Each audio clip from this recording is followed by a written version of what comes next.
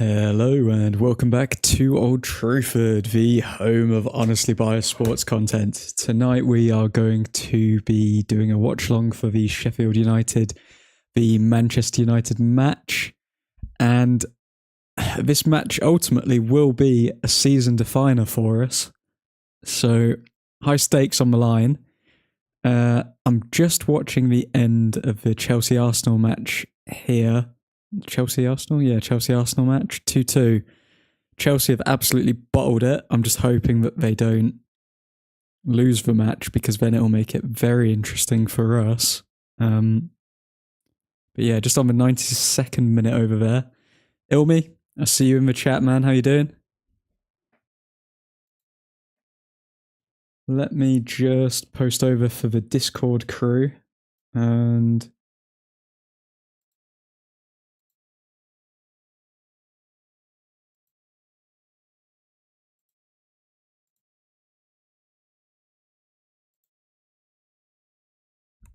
doing great. Good to hear, man. Good to hear. Yeah, not too bad. Not too bad. I mean, I'm hoping the week's going to end very well with an absolute thrashing of Sheffield United tonight. That's the hope anyway. How's your week? Busy week, man. Busy week. What about yourself? What did you get up to in the week? Let me very quickly post this in the good old Discord.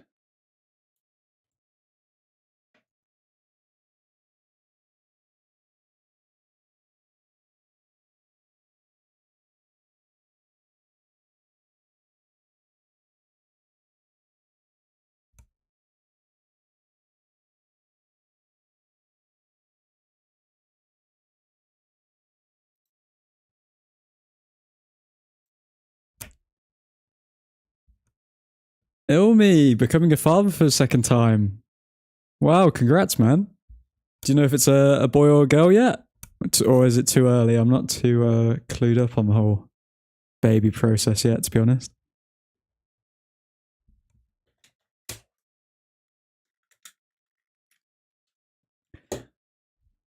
But just going to go through the starting 11 quickly. So we've got good old Onana in goal. No, it's too early, yeah. But congrats, man. Happy for you. Another United fan joining the planet, so good to hear. But yeah, starting 11, we've got Onana in goal. We've got Maguire and Evans at centre-back, which I'm sure a lot of people are going to be happy to see again. Lindelof at left-back. And oddly enough, there's no Sergio in the squad today, which makes me think that he's still not ready to come back from injury despite training with the side. Delo at right back, Amrabat at CDM, given Casemiro's little niggle, his little injury that he picked up with the Brazilian side. So yep, we've got Amrabat going into his rightful position, which will be interesting to see. We have McTominay, who he's been on fire, and I mean, rightfully so. I'd say I'm surprised that Ten Hag's gone with him over Mason Mount, because he really has pushed with Mason Mount. But yeah, no, McTominay, rightfully so, given his decent performances that he's had this season, starts in the midfield. And thankfully, Bruno Fernandes is also in the midfield rather than playing on the right wing, despite him being able to play there. We all know it's not his best position, really. So, yeah. But then we look over to the front three, and we've got Rashford in left wing, Højlund up front, and Anthony, again, returning to the side at right wing. Things you love to see. Overall, I think that's probably the best lineup that we could have gone with. I mean, there's going to be question marks over McTominay, going to be question marks over... Well, to be honest, I think there's just going to be question marks over McTominay. People will say, why didn't Varane start? But Ten Hag obviously doesn't want to risk him for the Champions League game on Tuesday against Copenhagen. So yeah, looks as though that is our starting 11, and I think that is more than enough for us to annihilate Sheffield United 2-0. What predictions are you guys going for? I see Ilmi went for a 3-0 win. Suhan, what are you saying? What's your prediction? Good to see you again, man.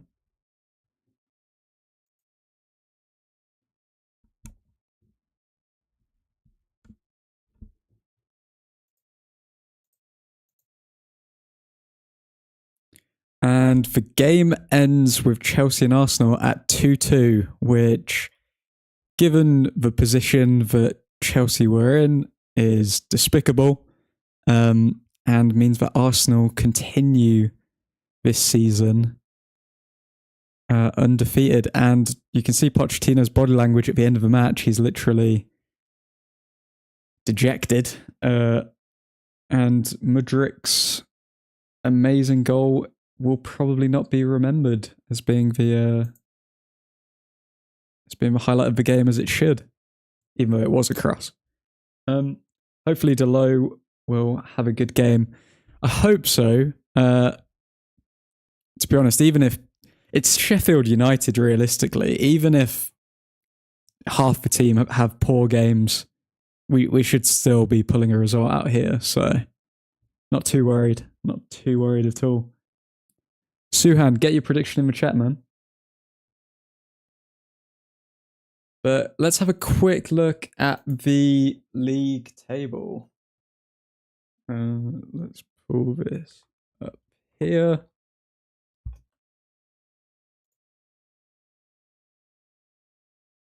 Do not say that. We know how this goes.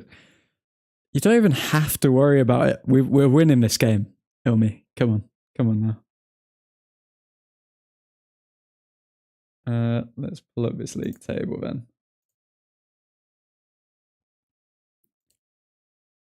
Okay, so if we just do that. Here we go. So as you can see, or you can't for some reason. Let's see if I can get this up a bit easier for us.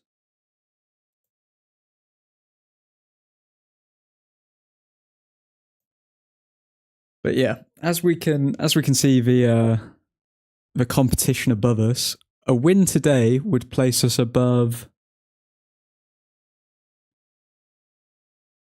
Chelsea, above West Ham, and unfortunately we still wouldn't have enough points to take over Brighton, but we win today, we're 8th. And you may think, oh no, we're 8th. It's terrible. But I beg to differ, because we look at the top of the table. If I can drag this down here. And look at that. Man City, 21 points. Arsenal, 21 points. Liverpool, 20 points. Tottenham, 20 with a game in hand. Okay, they could maybe make it a little bit worse. Newcastle, 16 points. 9 games played. We win today, we're on 15 points. We win today, we're 6 points off the top of the league. Now, who saw this coming, huh? In our worst start ever in a Premier League season and all of these bad records, blah, blah, blah. We're 6 points, 2 wins off the top of the table. So I'm feeling very hopeful for today's game. And I think we have absolutely nothing to fear. We are going to be within grasp of that Premier League title.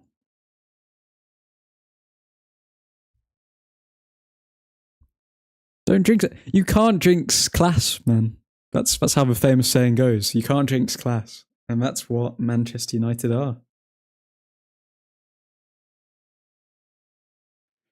It's going to be hard, though, today, in all honesty, for the players.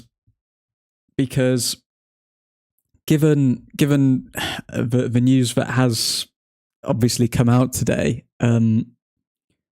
with Sir Bobby's passing, it's hard to read how the players are going to react to this, and I hope that it forges them all together.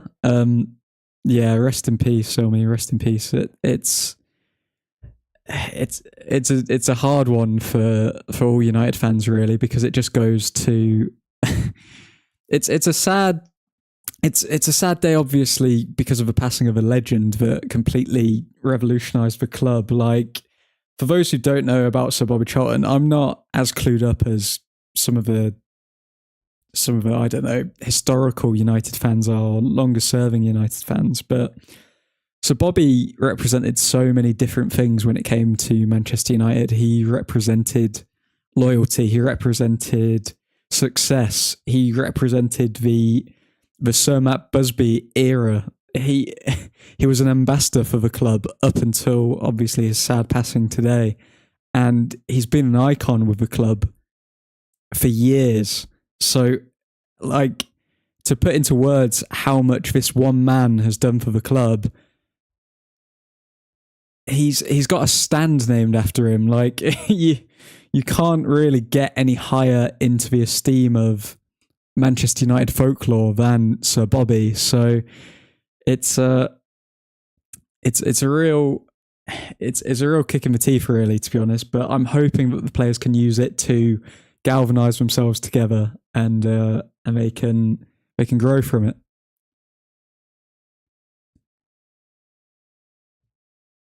Ilmi, honestly, I don't think the players care. This hurts more on the fans than the players. Yeah, he was what United is about. Yeah, 100%. I don't want.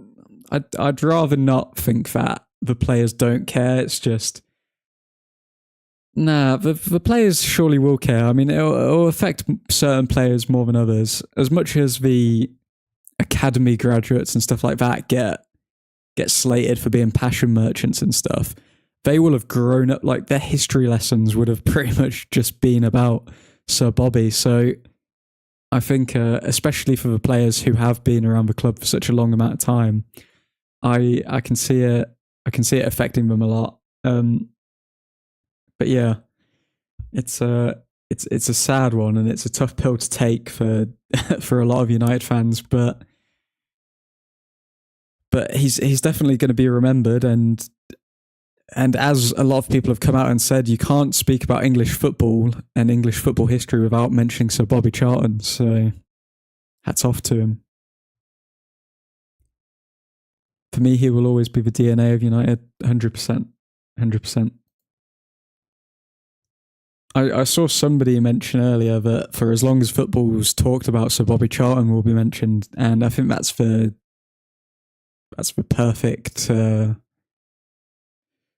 perfect way to summarize it. Really, it's you can't say football without mentioning Bobby Charlton, and especially United history. Like, he's going to live on forever.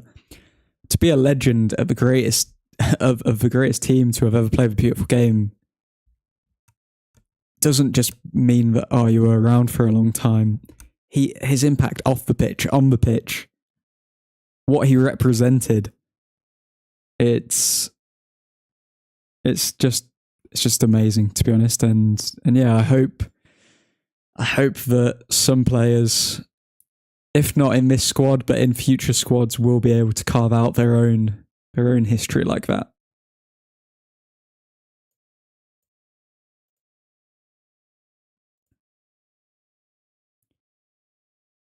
But yeah, so in terms of today's match, I think I'm going to go for a solid 2-0 win. I think it's going to be an interesting one because Sheffield have been so terrible. In the preview, I was just going through their last results, and in their last 5, I think they've drawn 1 and lost 4. So if we're being honest, it shouldn't really be a challenge for us. So I'm hoping we can have a comfortable victory today. I think Rasmus will be on fire today. I'm a bit worried about Rasmus given the whole injury talk with San Marino and how they were trying to do a bit of dodgy things.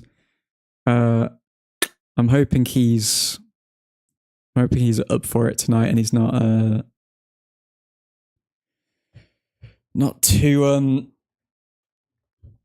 I don't know, not too cautious given his back injury. But yeah, I think Anthony's going to have a fairly good game as well because he's going to want to kick off the season. He didn't really get a chance to, given everything that had happened with his partner, and I don't know what the latest update is on that, but it's gone pretty quiet, which would lead me to believe that nothing's going to move forward with it.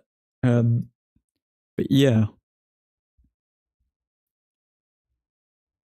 He has Anthony and Rashford on the wing, that they will be serving assist. Yeah, that's true. Yeah, actually, I do want to see a bit of link up between Højlund and Anthony. That'll be good to see.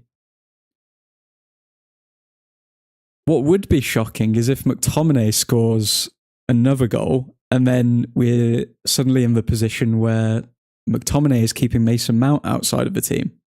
That would be a sight to behold. Declan Rice doing an interview here after scoring quite a decent goal against Chelsea after their goalkeeper made a mistake. He's scored some big goals this season, which is quite frustrating because he's justifying the price tag in a way so far. Hilmi forgot about Mason Mount. Yeah, I thought he was injured. I didn't know that Ten Hag would have actually benched him, but Mount has been benched by McTominay. You know what? Let's throw the clickbait up there. I'll put that as the title. Mount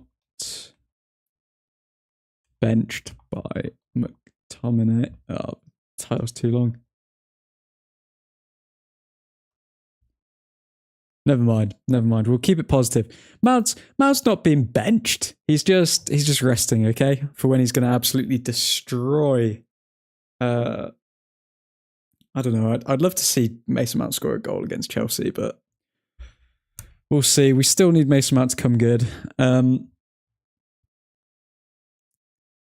But yeah, as for the decisions on the side, I'm just going to read out a few quotes here that are coming out now because Ten Hag has been speaking to the press before the start of the match here.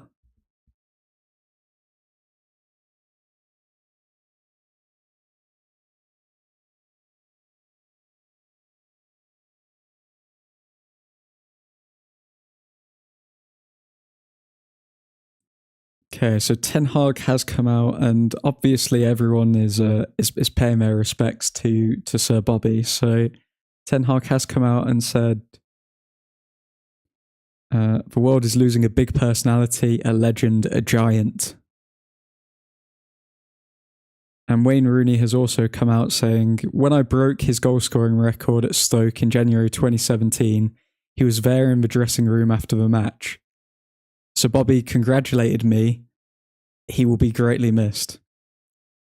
He was always great to me. He was a great inspiration to me and to many players. It's a loss to football and to his family." Scott McTominay also had this to say regarding Sir Bobby. "It's difficult, but the game is going ahead and we have to do it for Sir Bobby.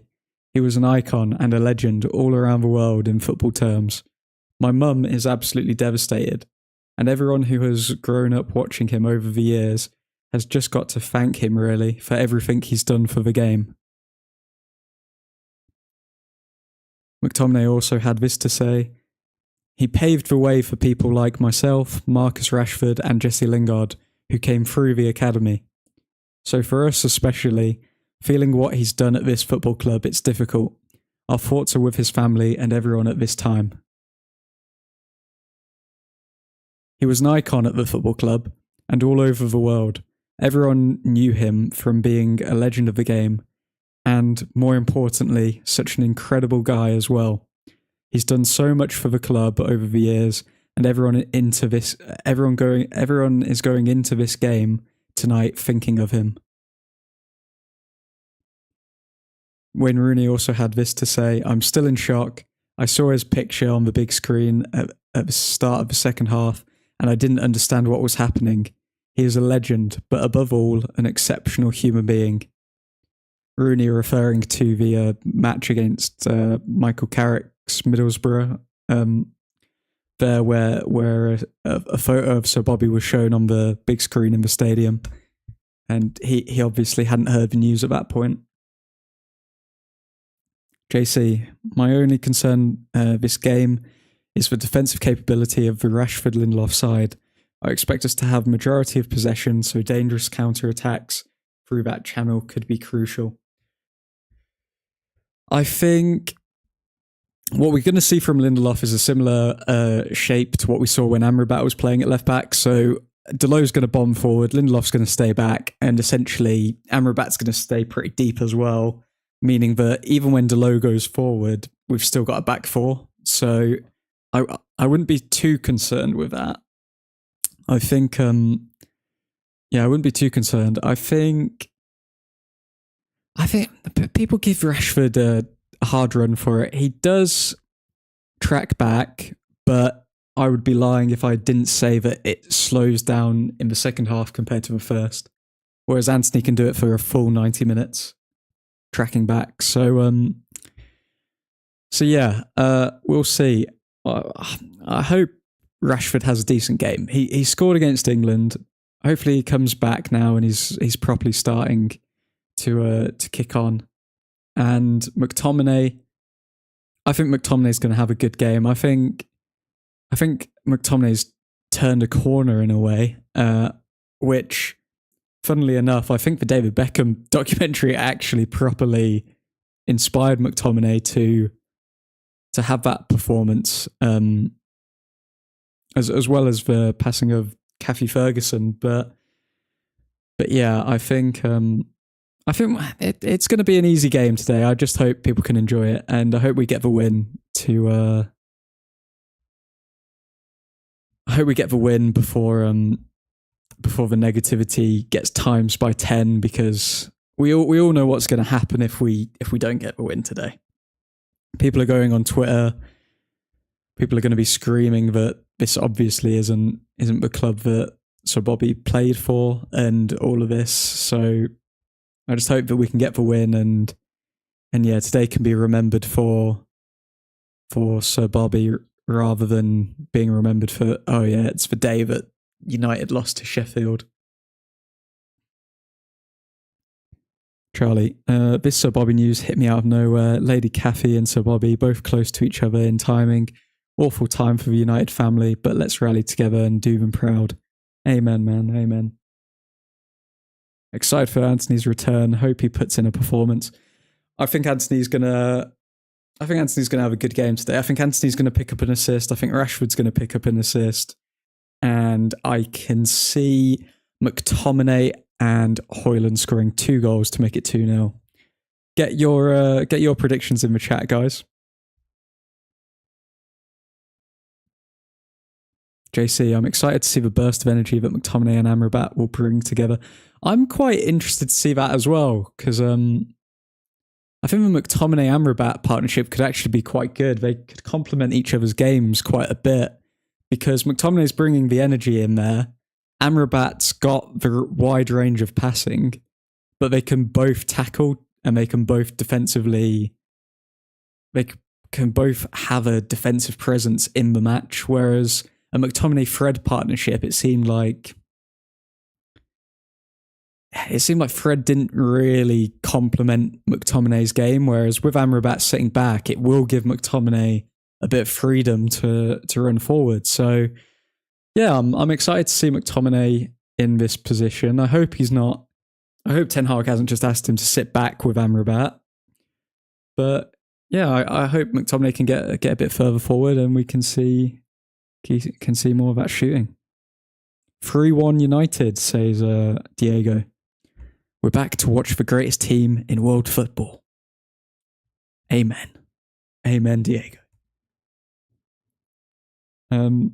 Charlie, 5-0 United, Anthony brace, Rashford free kick, Hoyland header, and McSauce screamer. Oh, can you imagine? Oh, I'd be down for that. JC, need Bruno to have a good game today. He's on his last strings in my FPL. I predict a 3-0 win. I think Fernandes will have more of an understated game today, but he'll still be involved when it comes to key passes. I don't know if he'll pick up an assist. I think he'll be more pulling the strings behind the scenes rather than getting the goals and assists himself today. But he will have a good game, Fernandes will.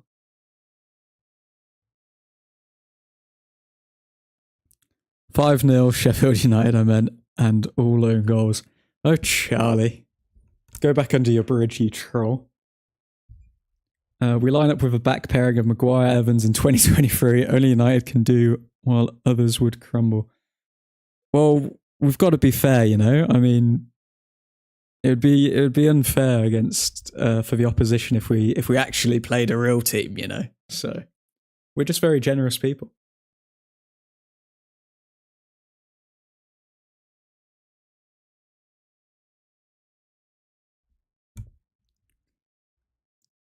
Mike, after the upsetting news today, I would love our academy graduates to score.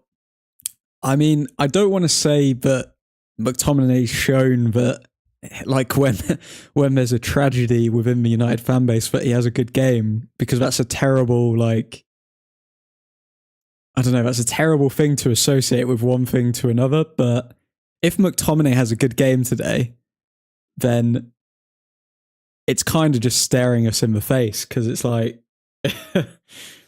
it's I think, yeah, I'd like it if an academy graduate scored today as well. Charlie, congrats on 1K subs, by the way. I didn't notice it happen, but this channel is growing fast. Appreciate it, man. I mean, if it wasn't for you guys tuning in, then yeah, this channel wouldn't exist. So congrats to you guys as well. Like, the more of us that we get going, the more of us that actually want to just, you know, have a chat and enjoy the games rather than just seep into the abyss of negativity surrounding the fan base, then yeah, the larger we're going to grow. And obviously people are going to be like down and shiz when we're losing games and all of this, but and when we're performing terribly, but it's just nice to remember the good moments. Like, we're just looking at clips now of highlights of Bobby Charlton playing, and it's like, football's so much more than just, oh, we need to win instantly. We need to win instantly.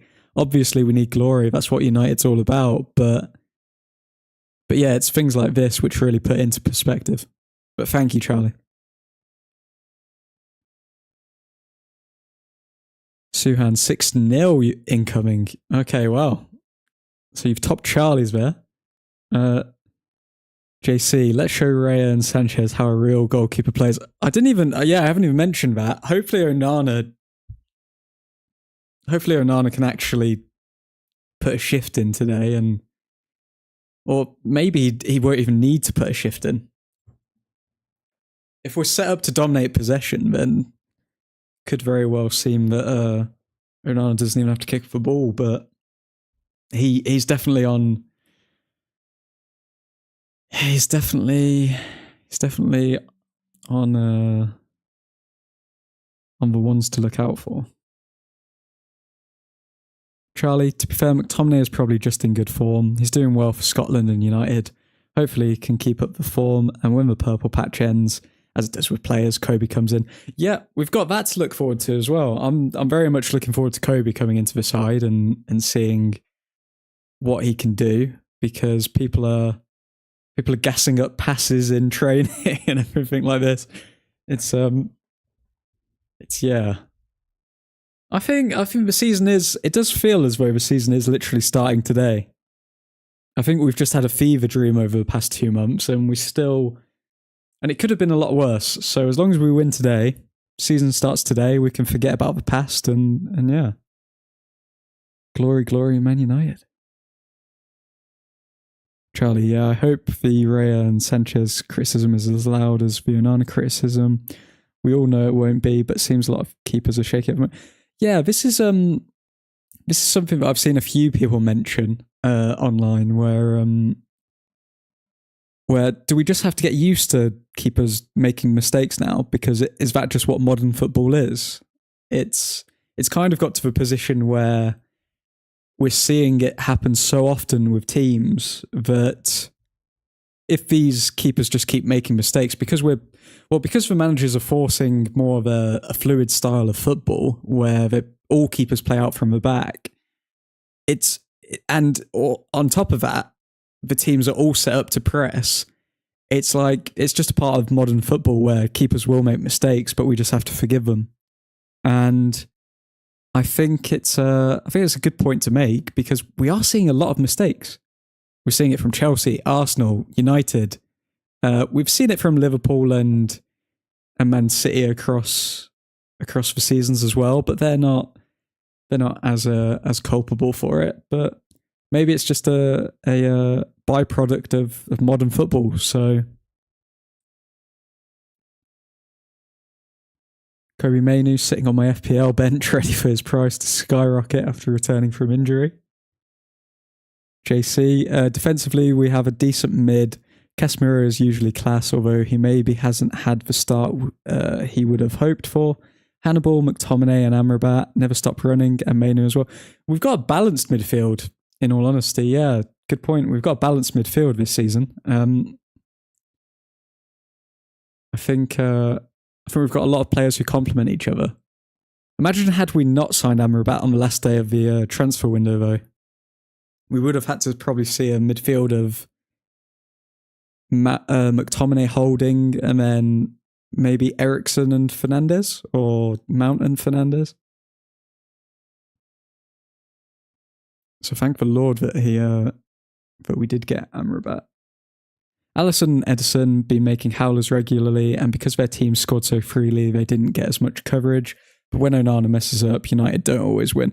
Yeah, exactly. But as the style of play comes into it, I think as the style of play comes more into place at United, and we are scoring more freely, I think Onana will be under less pressure because, well, we won't be losing or drawing as many games.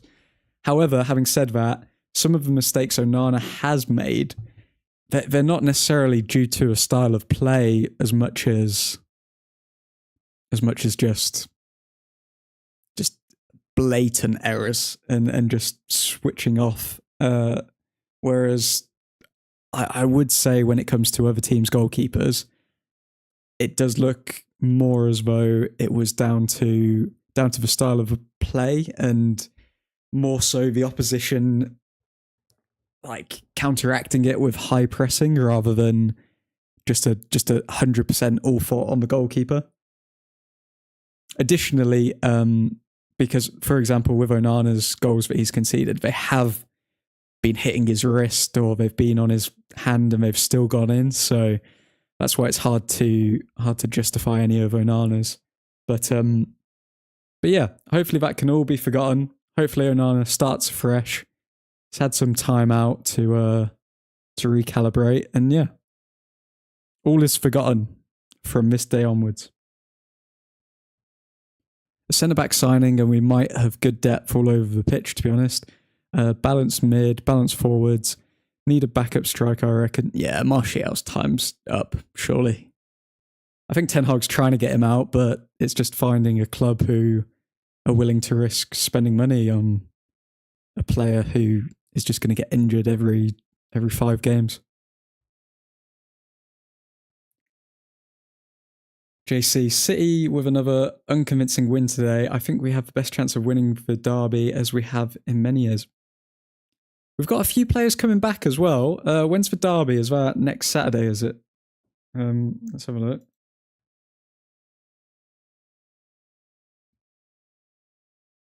Next Sunday. Okay. Yeah, we've got a good chance. I think we've got a decent chance. Is it at home as well? because I don't think we've won at the Etihad in a while. Well, actually, I think it's well, isn't it usually the opposite, where we win at the Etihad, but we don't win at Old Trafford? It is at Old Trafford.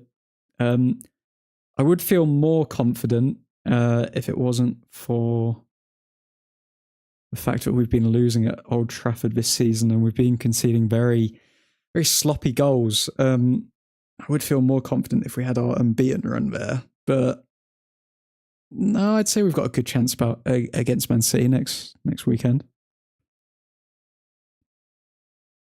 And they are looking a bit sloppy. I think the leagues are getting a lot more interesting because you've got Chelsea drawing with Arsenal. I was just highlighting to everyone else. I'll just bring it up now as well. So here's the league table. Even though we've been absolutely horrific at the start of this season, if we win this game, we're 6 points off the top of the league. And then if we somehow pull out those 3 points, which isn't impossible, against Man City at home, we're 3 points off them. And this has been our, breaking all the records, worst start to the league ever, blah, blah, blah, blah, whatever. It doesn't matter. We just need to win today, and that's how we need to focus going on throughout this season. All we need to do is forget about what we've done so far this season, look at every game, and then just focus on that game, next game, next game, next game. And by Christmas, I mean, you could very well say, with a bunch of players coming back as well, let's not forget how many injuries we've had. We could be up there by Christmas. If injuries go our way, if we can actually see something start to click, we can very much be up there by Christmas. However, that all depends on today's game. That's why I think it's an absolute must-win game. And people are going to say that for every game. But this is a season-defining game in my eyes. If we win today, then we can go on and we can at least challenge for top 3, I'd say, top 4. We're in the mix if we win today. If we don't win today, then I think I don't want to sound too pessimistic, but I think that's our season. I think that's our season almost done, because it's not just the matter of getting the 3 points. We need to see some kind of togetherness in this team. We need to see some kind of style of play. We need to see something. and yeah, we've failed to see that yet. If Sergio puts in the same level of performance he's been putting in already for the rest of his loan, do you think we sign him permanently? I can't see us signing him permanently because we've got Luke Shaw's first option. He's 28. Sergio's 26, and we've got Malacia for the backup option, and he's 24. So Sergio's kind of a stopgap in between the two of them. Nah, I don't see us signing Sergio full time, to be honest, no matter what he does. But it's good to have him while he's here, and he's clearly very motivated. So yeah, hats off to him. He should keep playing as though he's looking for a contract, but I don't think he's going to get one.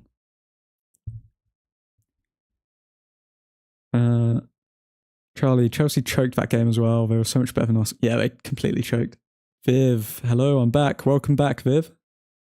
We've played Arsenal and Spurs already too, who are both flying right now. Once we face City, if we win, we could have a decent run. Yeah, 100%. Mackenzie Reeve has been practicing his Spanish. Hola. RIP Sir Bobby Charlton. Today's win is for him. We better pull out a win for him, in all honesty. I mean, we know what's going to happen if we don't. And the players are just observing a moment's silence, which we will do on stream as well.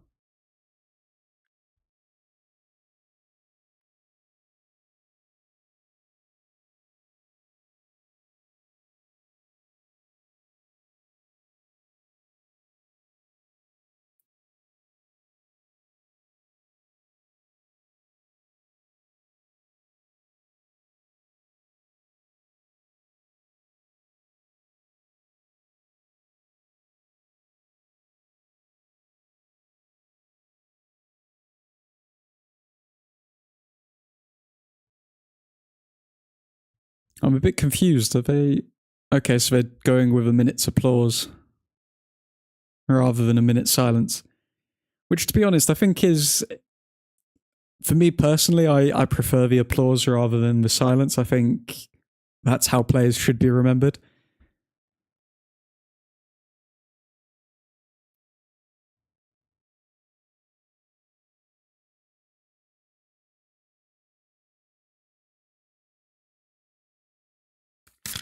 Charlie, I keep hearing about a 5th UCL spot for the Premier League, but never anything confirmed. Anyone know where we're at with it? I think if it's not starting this season, it's starting next season where the top 5 will get Champions League and the Premier League. So it's either this season or next season. I believe it's this season though. But then I don't know why people would keep talking about top 4. So final answer, I'd say next season, the top 5 will get Champions League football. JC, England in the Rugby World Cup semi-final, UFC 291, and United all playing in the same time. What a night. Yeah, crazy night for sports, man. I may do a quick UFC stream after this if I've still got time.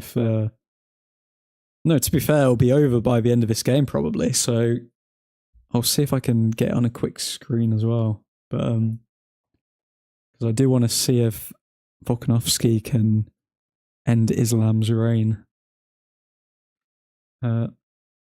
Charles, RIP, Sir Bobby, RIP, man. This lineup is so Mackenzie, man. What? Who invited this guy? What's going on here? Okay, we are starting, and we're in. Okay, here we are. So we're in the 20th second. Let me just edit this.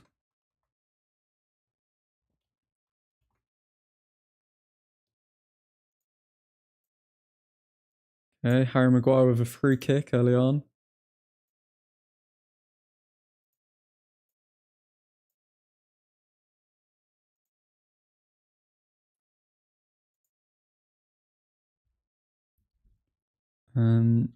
This lineup is so poo. Today's lineup has me scratching my head.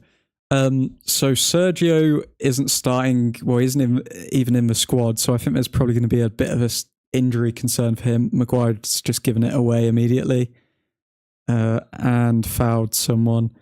Okay, that's not a good start from Maguire. Oh God, not again, Maguire, please. Please. Okay, so yeah, lineup explained. Lindelof starting left back because Sergio's not ready, I'm guessing. Maguire and Evans, even though Varane's back, I'm guessing Ten Hag doesn't want to risk Varane because we need to win that game against Copenhagen to stay in the Champions League. So Varane will miss out today. He may come on as a sub. Then we've got Delo at right back, self-explanatory, no Wan-Bissaka. Amrabat in because Casemiro picked up a niggle. He's slightly injured from the Brazil squad, but it's nothing big. Ten Hag has let us know. McTominay in for Mason Mount. Scored 2 goals, so I guess it's just... okay, well, McTominay picked the ball up well there in midfield. Very good. So yeah, McTominay could just be in good form. Fernandes in the midfield, self-explanatory. Rashford left. Garnacho's not ready.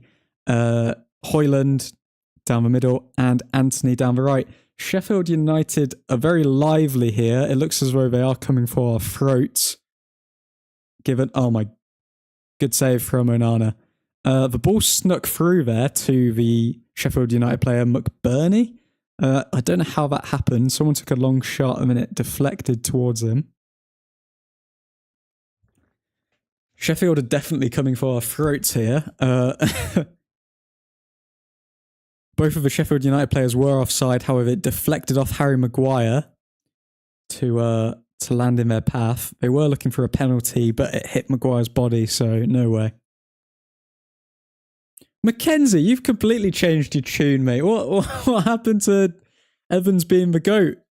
How can a backline with the goat be so sugar, as you say? I'm not going to swear because the YouTube overlords do not like it. Got to keep my overlords happy. Okay, yeah, Sheffield have started very lively. Romeo, can see someone scoring 3 goals today. Only one person, Romeo, or the teams? Mackenzie, Maguire, Evans, who collects a pension on the weekend, and Lindelof, who's sometimes okay, sometimes poo. Great. Okay, so Romeo, you going for a 3-0? Sad day when Evans is your best defender. Bro, it's a great day. Well, no, it's not a great day. You've made me say it's a great day when a legend has passed away. It's not a great day, but like, it's not a sad day when Evans is one of your defenders. He's great. Evans is great.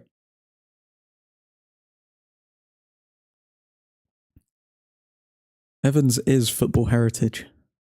Okay, Rashford. Oh, cheeky nutmeg, but then pulled back. But yeah, he was never getting to the ball.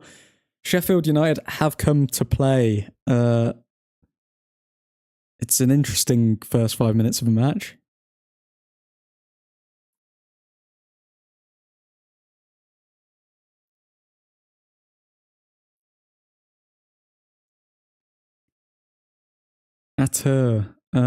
To be honest, I'm not going to speak about that because I have absolutely no idea about anything to do with it. I know it's very ignorant of me, but I don't talk about things I have no idea about.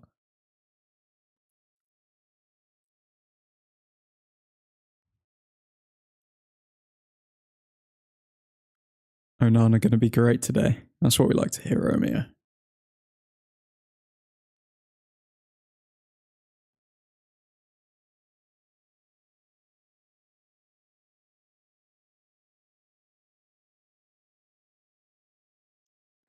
Okay.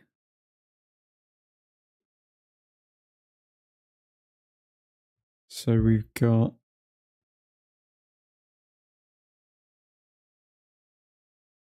Amrabat at the back here.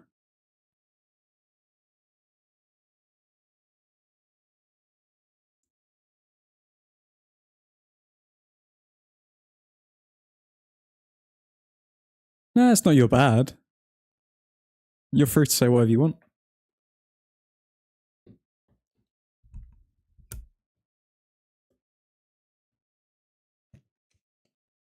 Rashford going to be good today. Okay, so Romeo's saying Onana and Rashford's going to be good.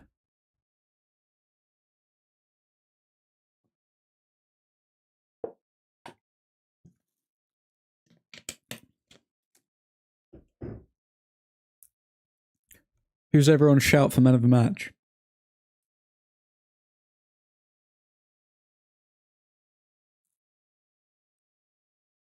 Evans with a commanding header there. Okay, Maguire at the back to Onana.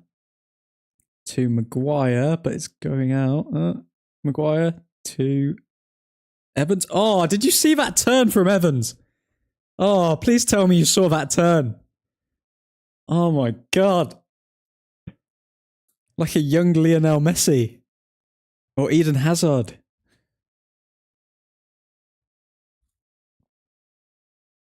Not sure how earlier Canate not sent off.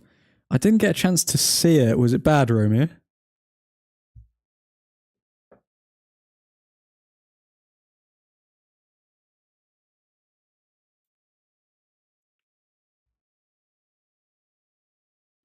Onana is going to prove everyone today. I can feel it. I trust your feelings, Atta. I trust your feelings.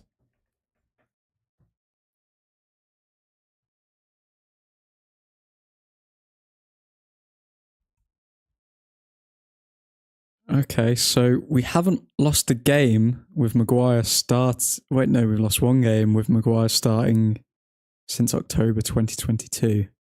Okay. That has been against weaker opposition, but we'll take it. We'll take the copium. He best prove everyone wrong. We're playing a sugar team who can't score.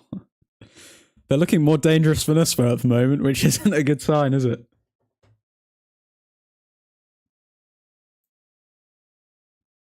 Okay, I'm slightly further ahead than I thought. Ilmi, I'm watching out for you as well. No spoilers in the chat, yeah? I'm watching you, Ilmi.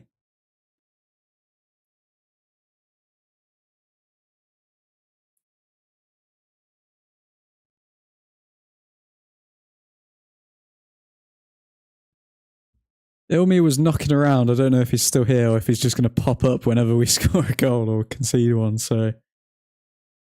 I'm watching him.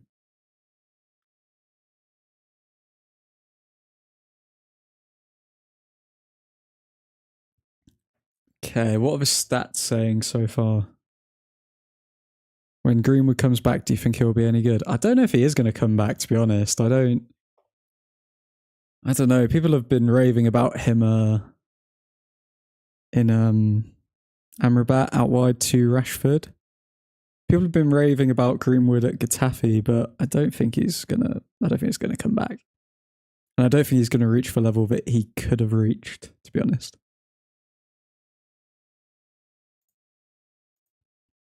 I think he's got the weight of the world on his shoulders right now.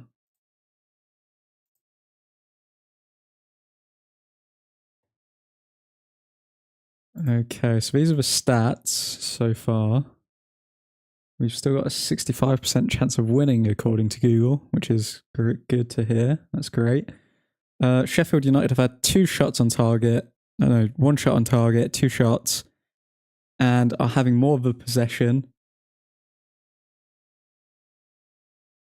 so far, and we're 10 minutes in. United are doing nothing. Another foul given away against Maguire. Who's refereeing this match? Looking so clumsy. Yeah, we are. At Viv. Finally, game's up. What have I missed? You have missed Sloppy United and Lively Sheffield United.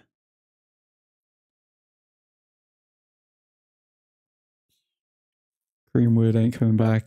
He's been playing pretty sugar at Getafe. Yeah, I think even if he was scoring like hat tricks every game, I don't know if it was coming back. We probably would have sold him for some money. What I don't understand is the people who said, "Oh yeah, if we sell Greenwood, then the money has to go towards like some kind of charity." Now, I'm not going to say I hate charity, but like, is it not enough that we'd get rid of the player who has caused the public outrage and he's just not allowed to represent United anymore, that we're not allowed to sell one of our assets? I never really understood that.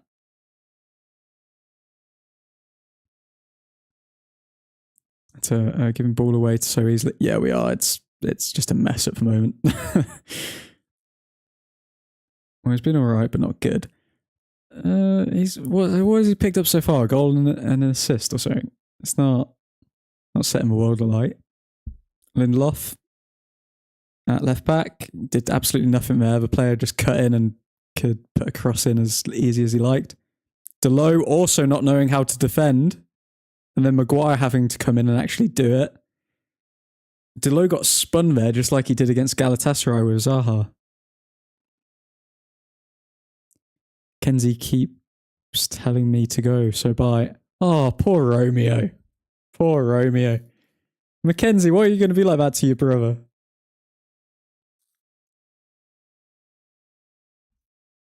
God, it's Michael Oliver. Okay, we've got no chance. Just wait for the dodgy... Okay, guys. So we've got to the 13th minute.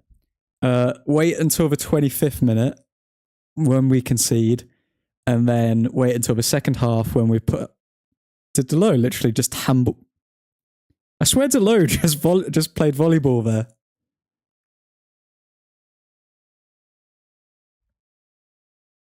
Did anyone... What second are you guys on? Because I swear Delo literally just smashed the ball midair with his hand. Mackenzie, how is Greenwood's contract at United still viable? Thought it would have expired during that time off. Good question. Good question, man. He was only off for a year and a half, I think, so his contract was probably worth 5 years, so maybe there's like a year, 2 years left on it. That'd be my guess. Unless it would suspend the contract or something. This is my thing. Romeo can't be here. You're a minute and a half in front of me. My stream's poo. You're a completely legal stream, I believe, Mackenzie. Delo playing the wrong sport. Yeah. Old Truthford is for the whole family, Mackenzie. This is a family-friendly channel. You should be sitting down with all of your family members and just put it on the TV. Or actually, even better, you should all be sitting in separate rooms with different devices, giving me more viewers. There's nothing like family bonding, like everyone sitting in a separate room watching the Old Truthford stream.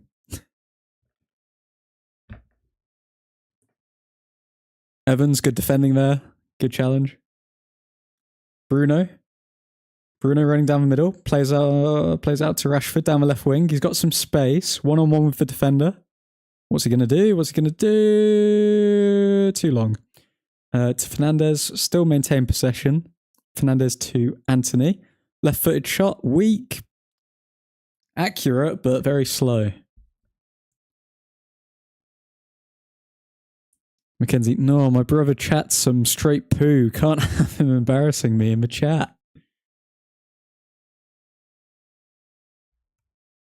I mean, some say that Romeo has better ball knowledge, mate.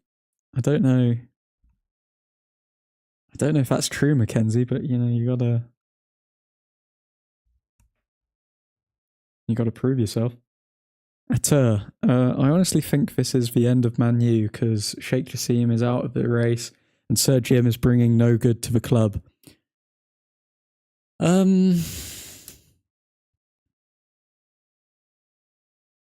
I could very well see if Sheikh Jassim doesn't...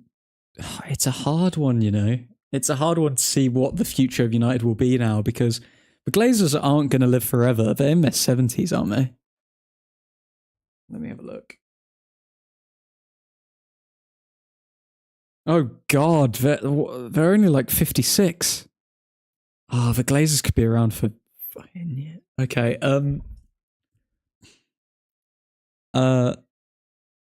What I could see is Sir Jim doing a similar thing to what the Arsenal owners did, where Kroenke, I think it was Kroenke and Gazidis, they both had shares in the club at Arsenal, and then eventually Kroenke bought Gazidis' shares.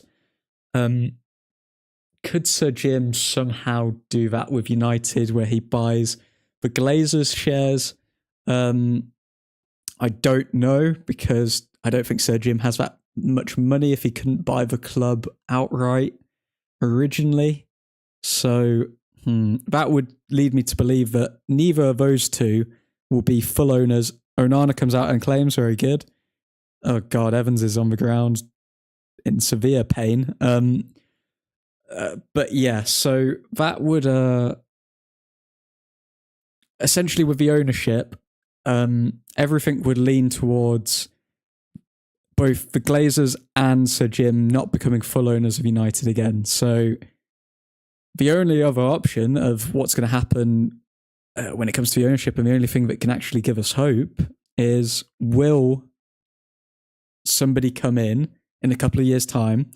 If somehow Sir Jim can turn around the footballing things at the club, the footballing side of it, because the commercial side's all good. If he can turn around the footballing side of it, then that can essentially boost the asking price of United from the Glazers and Sir Jim up to, like, say, 7 billion, 8 billion. At which point, we're looking at 5 years away from now.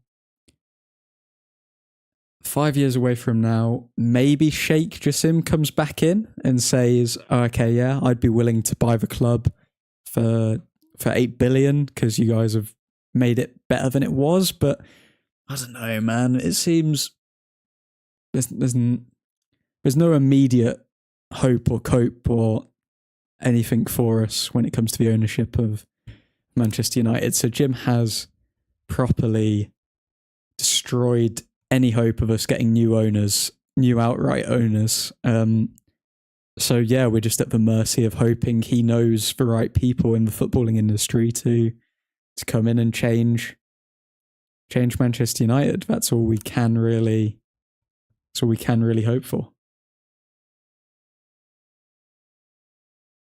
Viv, separate room like back in lockdown. Yeah, guys, just every device you have. Just, your phone, PlayStation, laptop, desktop, Tamagotchi. Just get them all fired up. Get Old Truthford on all of them. And then just watch that little animated devil on all the screens you can. You can't get enough of a good thing.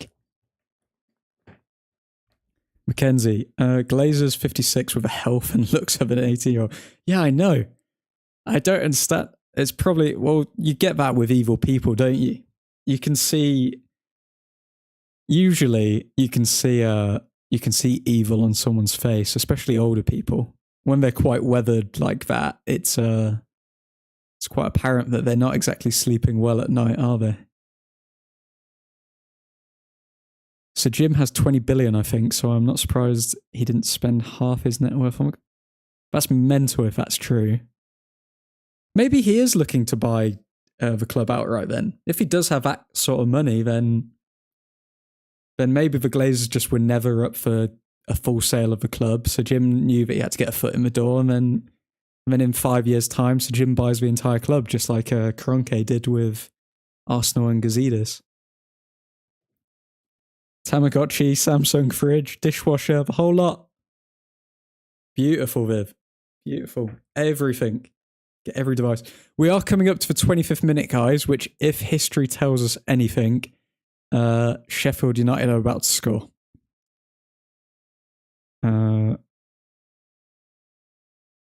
gaming, I am 30 seconds ahead of Old Truthford. I am going to spoil the game. You are the worst at it. No, don't do it. Think of your Old Truthfordian brothers and sisters. You don't need to do that. Just enjoy the commentary as it comes. See, look, even Mackenzie's playing with you. Please don't. Delo with a good challenge in the box there.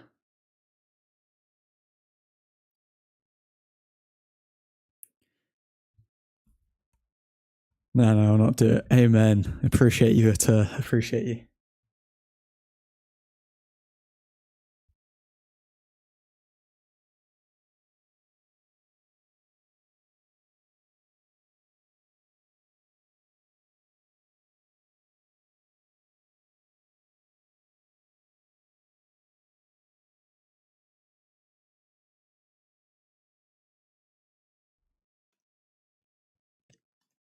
Okay.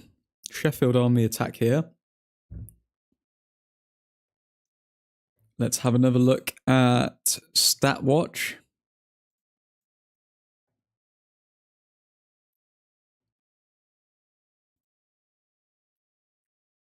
Okay, so we've still got more possession. The thing that worries me about this side is in every game we never have good pass accuracy, which just it just goes to show how sloppy we are. It's not because fair enough if we don't create that many chances early on, but given the style of play that Ten Hag's clearly going for, how can you have a pass accuracy of 70%? It's just a bit meh. Sloppy from the players.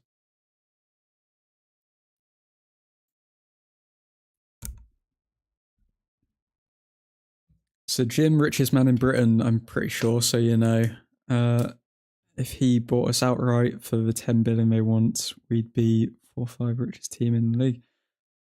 I mean, yeah, having known all that, if there is a plan put in place, oh god, Sheffield on the attack here. Amrabat couldn't intercept. Long shot. Onana save. And Delo kicks away. Good save from Onana. He could have claimed it more. That very well could have gone into the path of the Sheffield player, but good save. Good save from Onana. I want to watch the replay. Man, we have... How's... Strong hand from Onana. Very good. Had to fully extend to get there as well. No, that's a good save. That's a very good save. Had to fully extend to get to that one.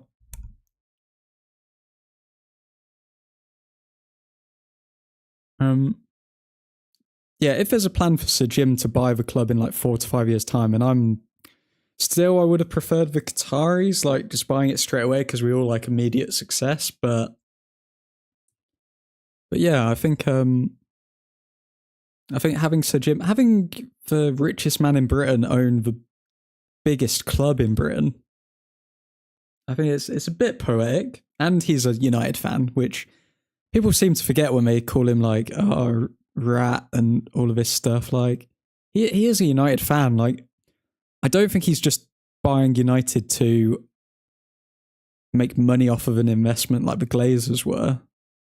His heart's in the right place, so hopefully he can just back it up with getting the right people on the footballing side, and yeah, we grow from here. Mackenzie, if only Villa's owners bought us third richest team in the league. Really? Well, to be fair, he did try to buy Chelsea when they went up for sale. I think when it comes to billionaires, though, like I don't think you get to billionaire status without like you'll have your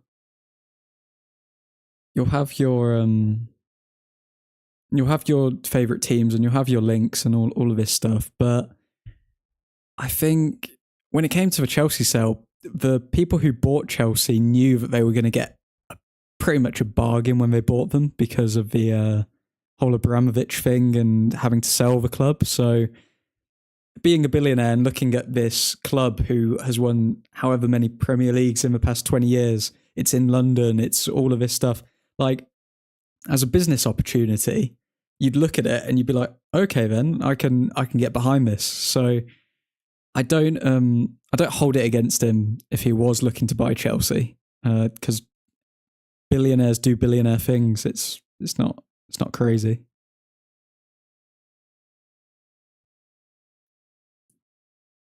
Where do you think Villa's success came from? Money? Yeah, true. I love this 27th minute and we are 0-0. Yeah, goes to show. Looks like we've made some progress. So we at least aren't conceding in the 25th minute. Maguire, it would appear, is literally giving. Was that a foul? Oh no, that looked like dodgy one for Maguire. Knee.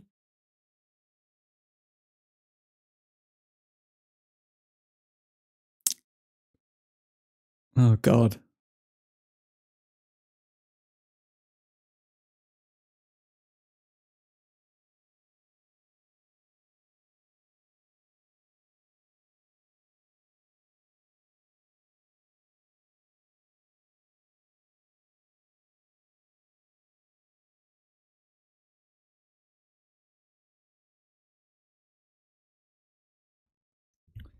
The worst decision we made was sacking Jose Mourinho.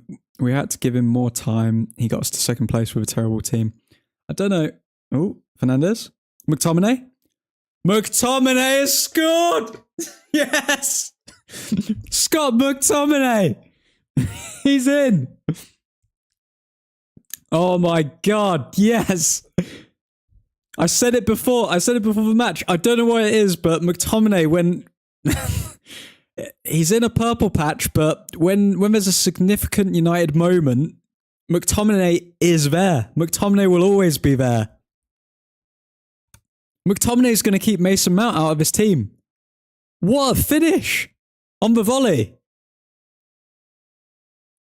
Fernandez plays it to him on his chest. Boom. Goalkeeper, like a statue. Scott McTominay, the man, the myth, the legend. He's coming good. He did an interview a couple weeks, months ago, saying he's gonna mature now that he's becoming a 26-year-old. He grew into his body late. He might actually be telling the truth. He's getting better. Scott McTominay is actually getting better. Put him in the box. Just literally keep him in the box.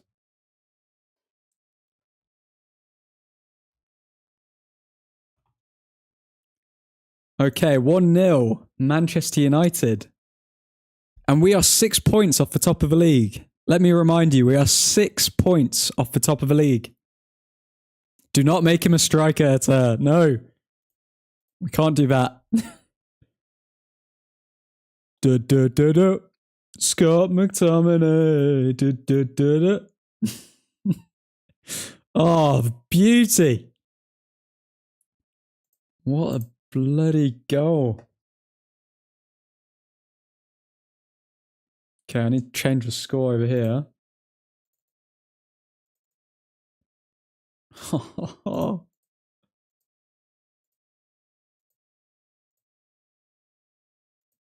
Oh, do you know what makes me even happier? When Scott McTominay scores, I know that there are just certain people who are completely raging at the fact that he scored. It just makes it so much more enjoyable.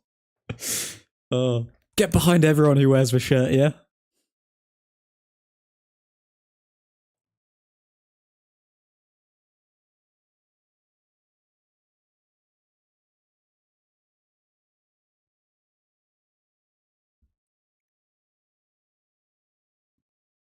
Charles, who else? Stuart, shame he can't defend or pass the ball. I don't care. You don't need to defend or pass the ball when you're in the box. Screw it. He can't get worse. Needs to play him high because he is a liability as a deep lying player. Oh no, did McTominay just give a penalty away? No, he hasn't. McTominay, no! No! Oh, I just saw it hit his arm. No! No! Oh my god, how has that happen? Oh, he's just... If this is given...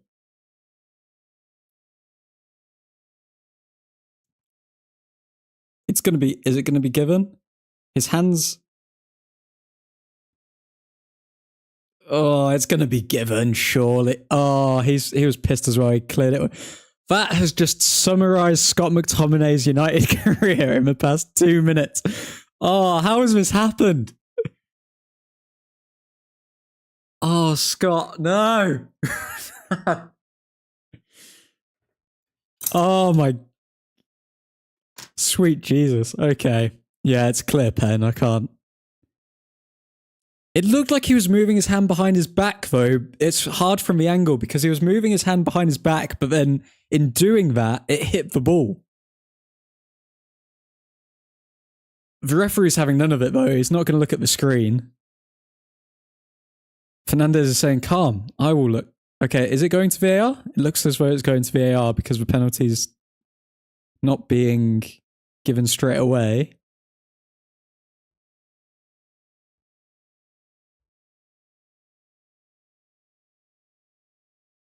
Stuart, you're right to be fair, but we all know McTominay shouldn't be anywhere near the box. Or our box. Yeah, no, it's a penalty. Yeah, VAR, they've confirmed it. Okay. Oh, no. Oh, Scott, why?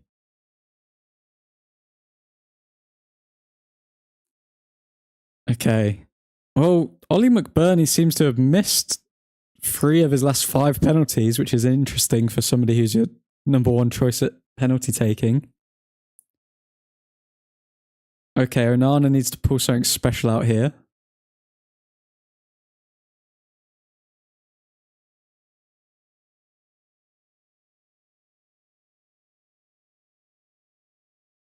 Okay, and yeah, it's a goal to Sheffield United. Okay, 1-1.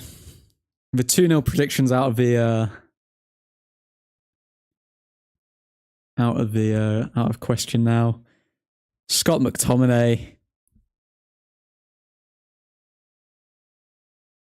Oh, it's a shame because Scott McTominay never will be a box-to-box defender or midfielder because he creates as much as he he creates as much as he does in one box as he does the other, so poor guy.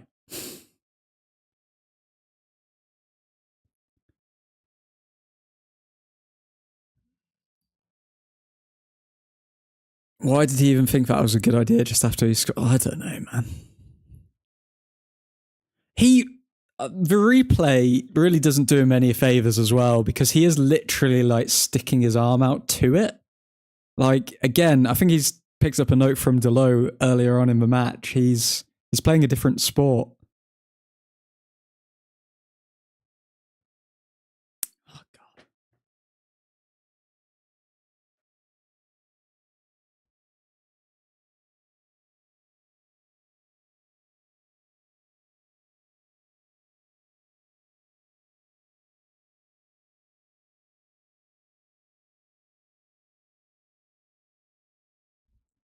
Why did he move his arm to the ball? Your guess is as good as mine, Stuart. I have no clue, mate. That replay made it look even worse. Okay, so we're 1-1. Let's sort this stupid score. Oh, Scott McTominay, man.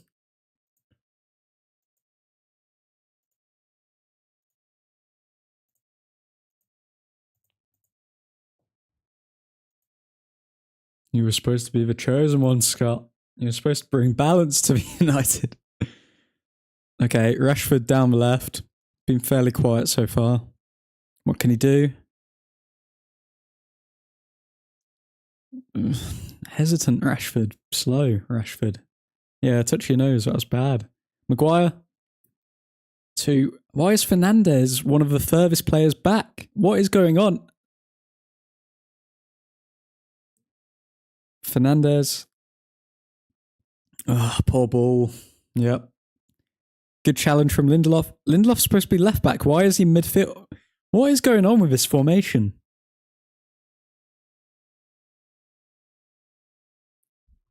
Caleb, what happened so far? Scott McTominay scored a screamer on the volley. Maybe not a screamer, that may be an exaggeration. And then he conceded a penalty 2 minutes later. Sheffield United on the attack. Sheffield United. Too slow, hesitated. Our ball. Go, go, go, go, go. Anthony, go, go, go, go, go. Anthony dragged down. Wins a penalty. He didn't move his arm to the ball. His arm was by his side. His body was moving that way, which made it look moved his arm to the ball. We don't deserve to be ahead though, as we've been so flat. Yeah, I thought the angle that they showed it at was at a bit of a dodgy angle, so it wouldn't make sense why he would move his arm outwards. But yeah, that makes more sense if he was moving it in, but then his body was kind of towards the left, making it look as though he put his arm out. But yeah, I don't know. Either way, yeah, he does need to be like penalized for it. So like essentially this is how I personally do my own scoring system. So everyone starts on a 6.5, and then if they do good actions, it goes up. If they do bad actions, it goes down. So Rashford, Højlund. Rashford just crossed it into Højlund because he's so selfish, and then Højlund couldn't convert the chance. Did he even get a foot on it, or what happened there? Let's look at the replay. Rashford. Højlund was inches away. Can we blame Højlund, or he could have anticipated it more and then maybe it would have been a goal, but I don't think Højlund could have got on the end of it, but Rashford crossed it in and it was a good cross, so bring out the camera, add it into the comp. Yeah, I'm going to add that into the Rashford selfish comp. But we can't criticise Højlund because he gets absolutely no service. You just saw him get a chance there. Like, what's going on?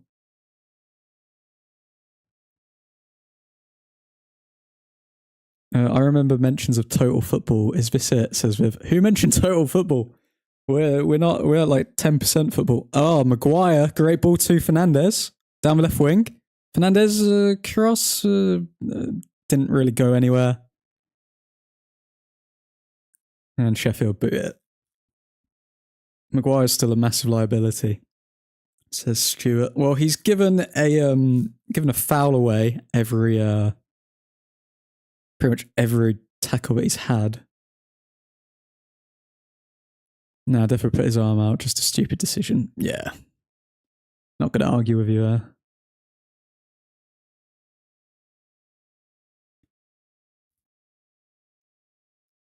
Truthford, how you doing? I'm doing good, Jehan. How are you doing, man? I'd be doing a lot better if Scott McTominay hadn't done what he did, to be honest. But again, can't criticize him too much because it's a level playing field because of him. So be balanced. Definitely waking up at last. Oh, Anthony's playing on the left wing now. So it looks like him and Rashford have switched over. Evans to Lindelof. Lindelof to Onana. To Maguire.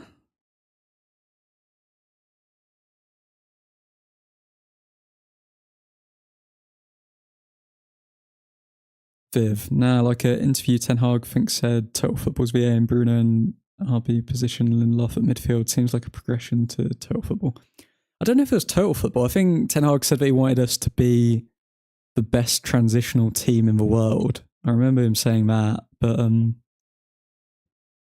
I don't know enough about tactics, to be honestly, to tell you if that's true or not. I remember seeing a stat this week. I didn't post about it because it's kind of pointless. Like, if we keep losing games or whatever, it doesn't really matter. But in terms of all of the metrics when it comes to pressing, United are first or second in the league for all of them.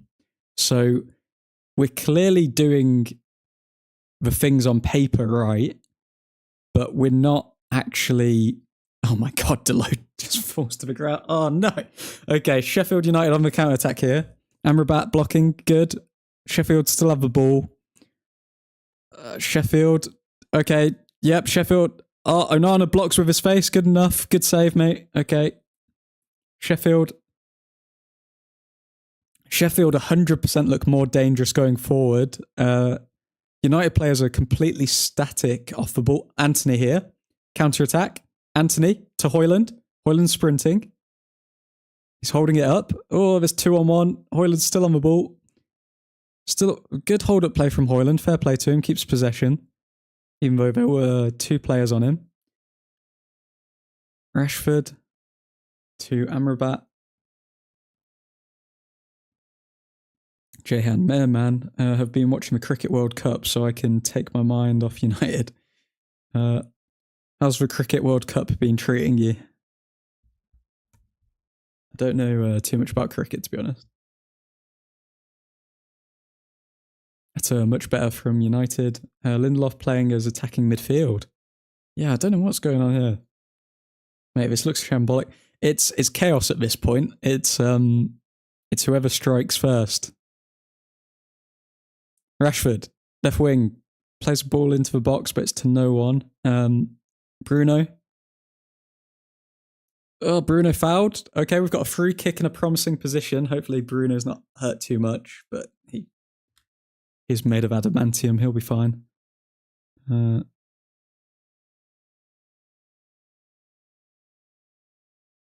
am from Pakistan. My India slapping up the other team, so I'm buzzing. So supporting Pakistan in World Cup cricket. Looks like there's a bit of a rivalry going on between Jehan and Atta now regarding the Cricket World Cup.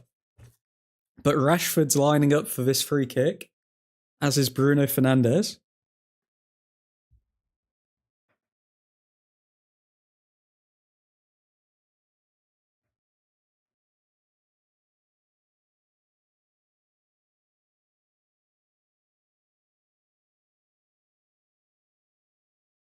And it's off the Crossbar from Fernandez.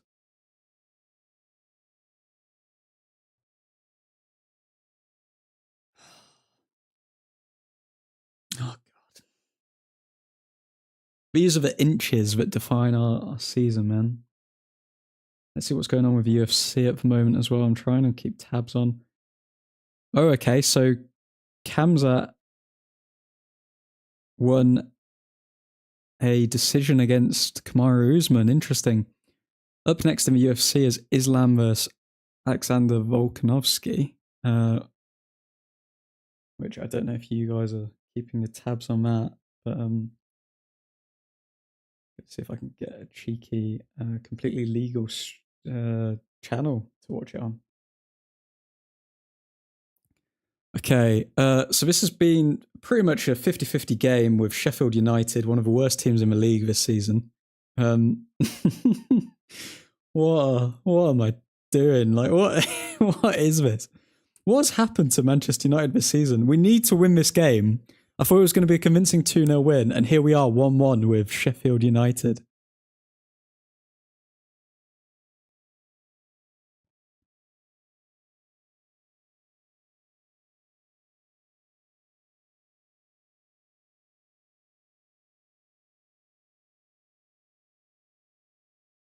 Okay, 6 minutes still to play over the first half.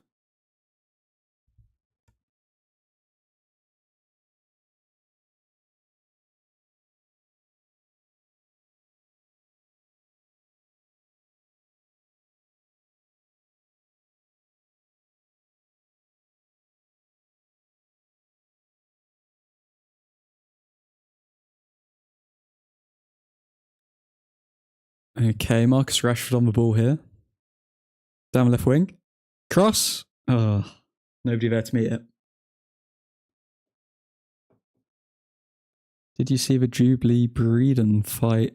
I did not. I haven't been watching the UFC today. Is Jubilee, am I right in saying, I could be completely mistaking him for somebody else? Jubilee's the first Indian fighter in the UFC, right?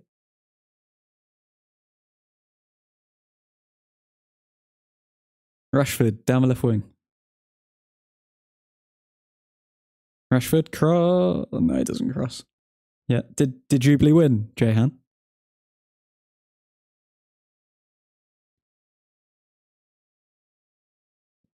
Surely he's gonna win. Like they're gonna try and market him as he didn't win. Oh man.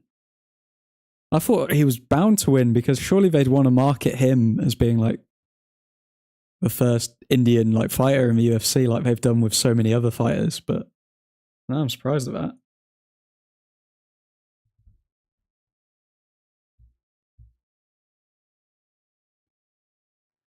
Yeah, so United United are still trying to do something. It looks as though we're trying to get a stranglehold on the game. I don't like it when Bruno Fernandes goes so deep, though. That's not his best position. I prefer seeing him on the edge of the box. Rashford? Oh, what a save. What a save from the Sheffield United the goalkeeper. So Rashford took a shot. It deflected, ended up in the path of Højlund. And then Højlund takes on the shot, but the goalkeeper quickly closed him down, and he was onside. Oh, that's another chance for Højlund.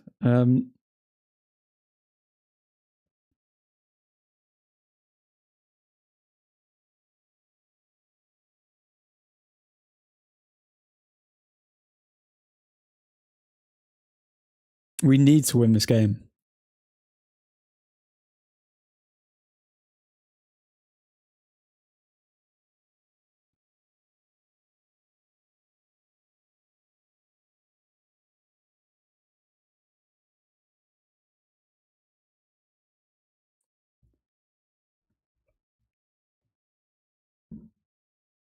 Score change? No, it hasn't.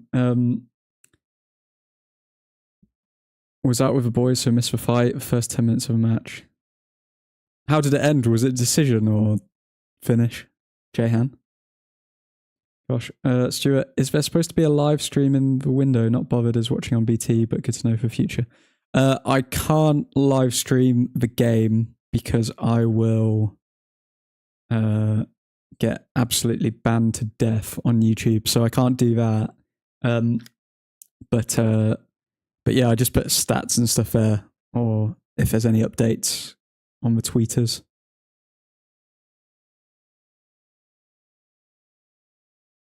Don't know if that's a good or bad thing. We shouldn't be celebrating a 1-1 against Sheffield, Mackenzie. Oh, Rashford. Oh, God, it's such a scrappy game.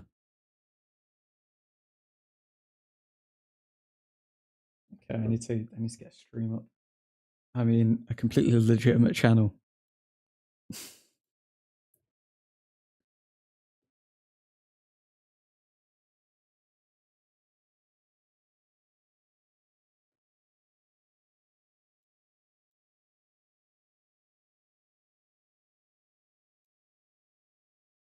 Oh, he got knocked out / TKO'd. Oh, man.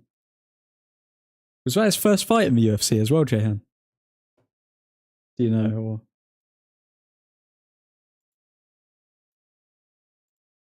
Oh, it was his first fight as well. He can still come back from that, though, as long as he doesn't get finished again in his next 2 fights.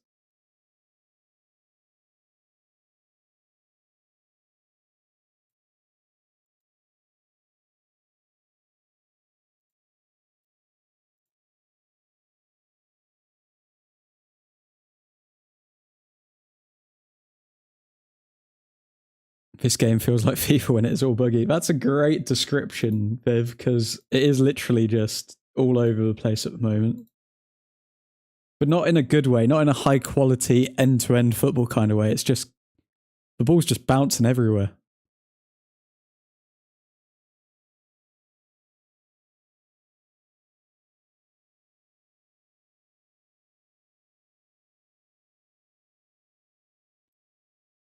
Mackenzie, yeah, feels like a scripted FIFA game where nothing goes right.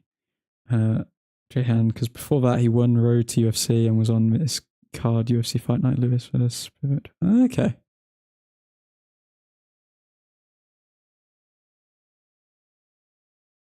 What do you reckon is the problem at United with the injuries we have? Got to be an issue of medical or training? The injuries are crazy. I refuse to believe that it's half time now. I refuse to believe that it is. I refuse to believe that it's due to overtraining. I'll put it that way. I think it's a build-up of the schedule. So we played the most games out of any team last season, I believe. Maybe only Man City played more than us. So there's that. On top of that, there's injuries. So certain players had to play more games than others. And then on top of that, we've just got a bunch of players who are really injury prone. So we've got, I don't need to list all of them, but we've just got a bunch of players where there's question marks over their fitness record.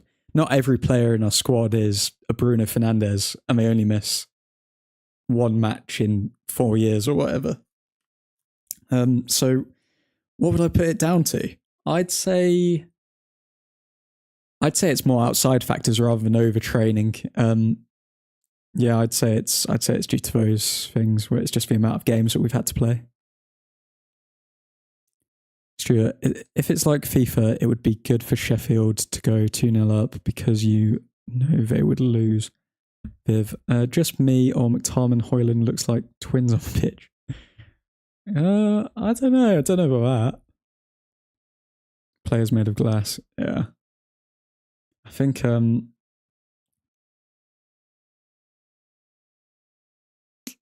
don't know, to be honest. I think changes that we can make to win the second half. What are we looking at here? We've got options off the bench. We've got Mason Mount to come on to bring some more energy. We've got Eriksen to take control of the match more. I could very well see Eriksen coming on for McTominay. I think McTominay's done himself justice, but then at the same time, he's kind of just done nothing. Because the penalty 2 minutes after he scored just takes away all the credit that he did build up for himself. Yeah. I'm looking at McTominay, Garnacho. Not McTominay. I'm looking at Mount, Garnacho, and who else would I bring on to change the game for us? Maybe Martial for Højlund. If it gets to around the 70th minute, I'd bring on Martial for Højlund. But for now, I think give Rashford another 20 minutes. Give McTominay another 10, 15. Bring on Mount for him, and yeah, bring on Martial for Højlund. What changes would you guys make?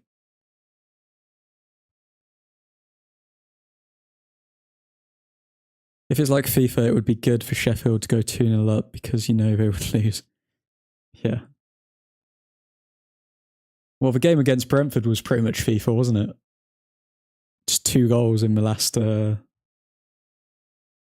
8 minutes. Bound to happen on FIFA. Viv, just me or McTominay? Okay, I read that one.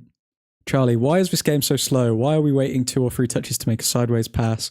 Something dynamic needs to happen. Pellistri could be a shout to run around and deliver a ball in. I don't think Pellistri... I think this is a very rugged, very physical game, and I think if Pellistri came into this game, he would just be lost, in all honesty. Potentially bring him on at the 80th minute when their players are like really, really tired, and then Pellistri just makes one of those darting runs down the byline. But I can't see him making a massive difference this early on. Suhan, Classic United, same shears over and over again, conceding a goal right after we score. I am tired of these players turning off after scoring a goal. Absolute shambles. Yep. Scott McTominay should put his head down in shame. Or he should really think, oh, okay, I need to score another goal now. Or at least get an assist. Because we are drawing because of him. And when you play for a club like United, the mistakes you make are going to be magnified more than the positives. So it doesn't matter if you scored a goal for us. You literally conceded one of the most obvious penalties that we've seen in recent times. Like, we can't even blame the referee for that. Like, that is just a blatant penalty. Someone should be made to account for Martinez being pronounced fit, then plays a couple of games and goes for surgery on same injury. Yeah, 100%, Stuart. Ten Hag was absolutely fuming at that, at the Martinez situation, and he felt bad for him because people were saying how Martinez looks a lot slower than last season, off the pace, but now that we know that, oh yeah, he was actually injured and he was playing through the pain by taking injections and stuff, it's not really fair to comment on a player when he's performing at like 60%. Someone should be made to account for Martinez being pronounced... I just read that one. Bloody hell, it's been a long day.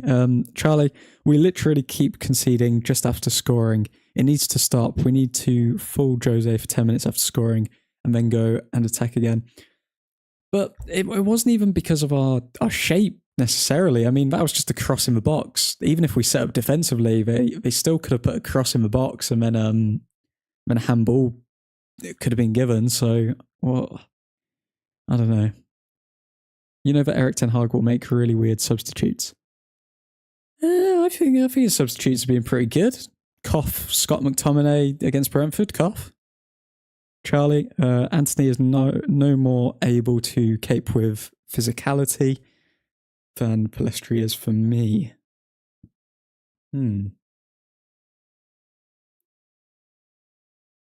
That's a good shout.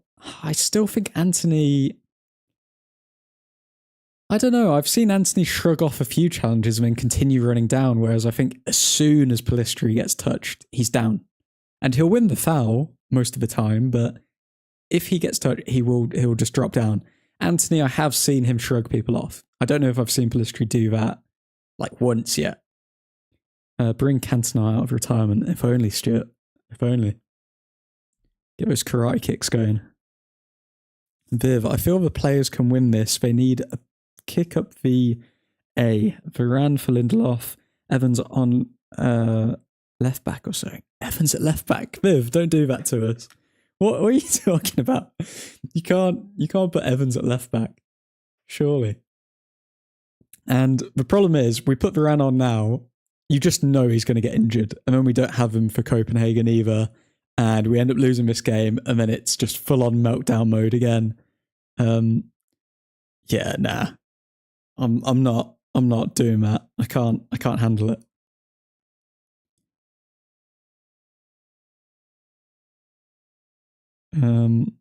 Caleb, Anthony way more aggressive than Pellistri. Sure, he fights here. Oh, God. Well, I'm not going to finish that one, Caleb. Bloody hell. I thought Sergio was fit. So did I. The report came out and Ten Hag said it, but I'm guessing again, because he's not even in the squad, so I'm guessing he's also going to be safe for Copenhagen. I guess. Volkanovski and Islam getting ready to fight here for any UFC fans. Charlie, I agree Anthony will keep fighting and Pellistri will get muscled out of the game, but when Pellistri beats this man, he delivers a ball. When Anthony beats this man, he turns around and passes it back. Yeah, that's true. That's true.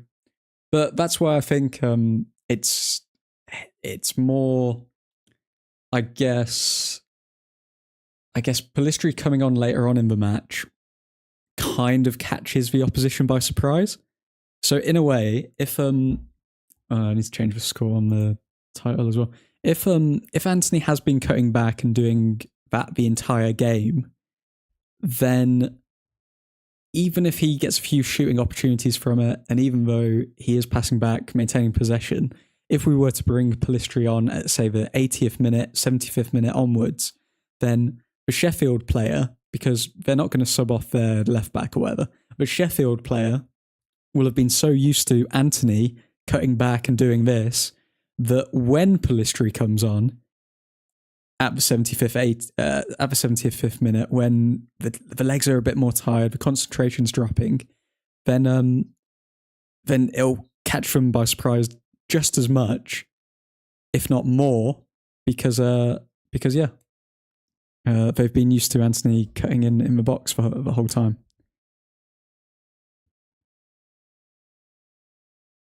Charlie, Højlund is begging for crosses into the box. Højlund's had crosses into the box. I mean, Rashford's crossed one into the box for him. He had another one from someone which skips my mind at the moment. But that did happen. Viv, mate, we need a Varane and Lindelof needs to come off for that fight back he will need to do. Some odd man in left back is the only way. Amrabat at left back's the only option. And then what? We put...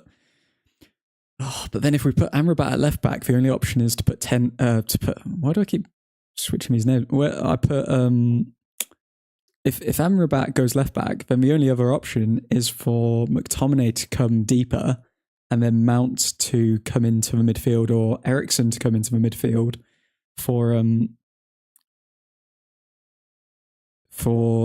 Lindelof. So we'd have a back line of Amrabat, Maguire, Evans, and Delo, and in midfield we'd have McTominay, Eriksen / Mount, and Fernandes.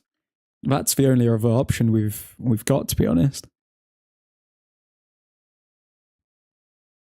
Anyone got a site to watch the game? I don't know if anyone would have a site here, Caelan. We're all completely legitimate people who pay our taxes and do our part for the mega corporations at Sky.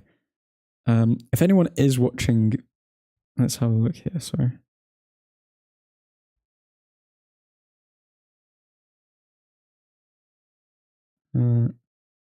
Bloody Atter Gaming. Bloody hell, you're giving away site. This is not a home. I do not condone this behavior. YouTube overlords, do not strike me down. I wish we had Diallo available instead of Anthony, honestly. I wish Diallo was available at the start of the season. I would have loved to see him.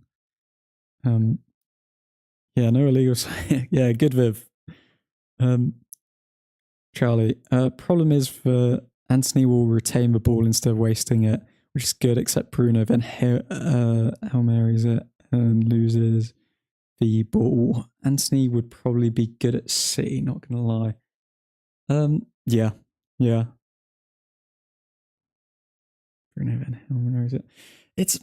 I don't like seeing Bruno get so deep. To be honest, it's one of my pet peeves about this team. I just hate seeing Bruno get deep, but I think because Eriksen's not in the team, Bruno kind of feels like he has to take up that mantle of just dropping deeper and then those long range balls spraying it from side to side. But we all know Bruno's better at the like small technical passes around the box and then also on the counter attacks. I don't know. Okay, Volkanovski has just been head kicked.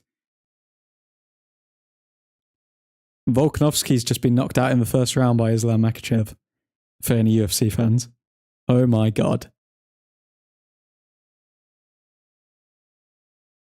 He just got absolutely destroyed. Not football related, but bloody hell. Okay.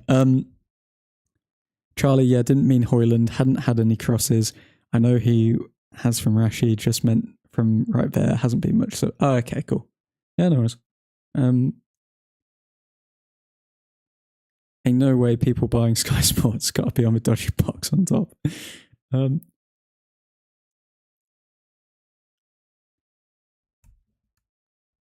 Okay, second half is almost upon us. Just coming up now.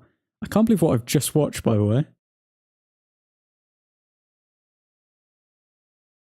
I know you guys probably aren't UFC fans or anything like that, but essentially it was supposed to be a 50-50 fight and this guy just got knocked out in the first round, which is crazy. Charlie, Bruno is the man who wants to create a chance. He holds onto the ball too long, deeper back, whereas a mid back there needs to be popping around and breaking lines. Yeah, absolutely. And if Bruno is coming further back, then surely Mount needs to be in the team so he can occupy the space that Bruno leaves further forward. But, yeah.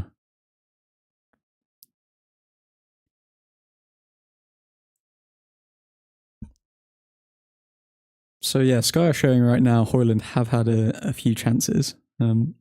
Stuart, it's just that Bruno tries to do too much coming deep because he does not trust the defence / midfield, then it just disrupts the whole team. Yeah, absolutely. And this is why people look at our team and they say, okay, it's Manchester United versus Sheffield United, so we should automatically win. And we should because we're Manchester United. But a team's only as strong as its weakest link, and we've got a lot of weak links in that team at the moment. A lot. Delo, second choice. Evans, like fifth choice. Maguire, fourth choice. Lindelof, third choice. All in our back line. Amrabat, second choice CDM, pretty much, if we're being honest. And McTominay, I don't know, third, fourth choice midfielder. And then other than the front three, which we could argue, they are all our starting forwards, and Fernandez. The rest of them, I don't know. Okay, so we are going on to the second half now.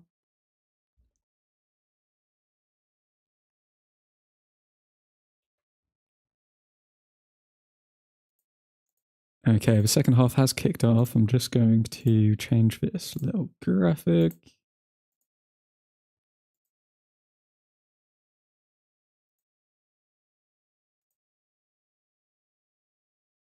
Okay. Bear with me so I can just get the right time for us up here. And here we go. Second half underway.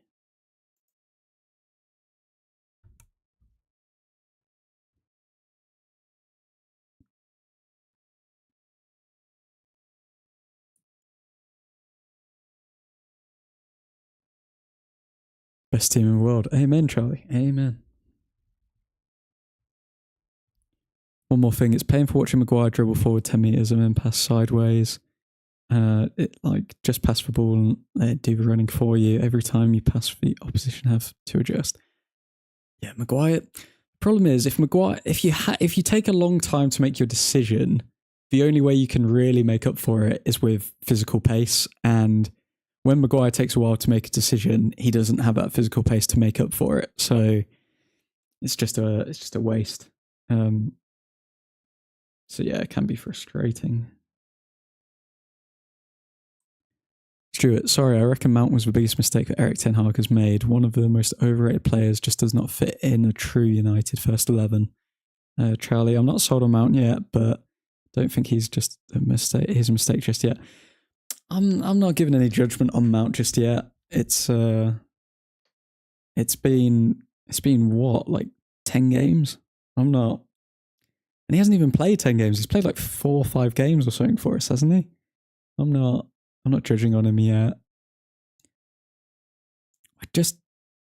Lindelof giving the ball away there, sloppy. Lindelof giving a throw in away, sloppy.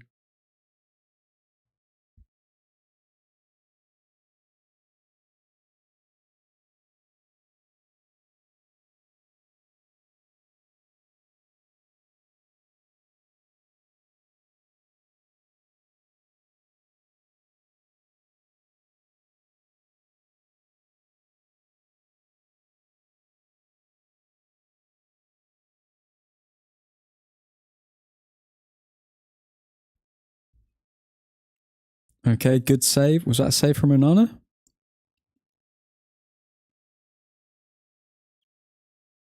I think he got a touch on that. Sheffield with a shot from outside the box. Bloody hell.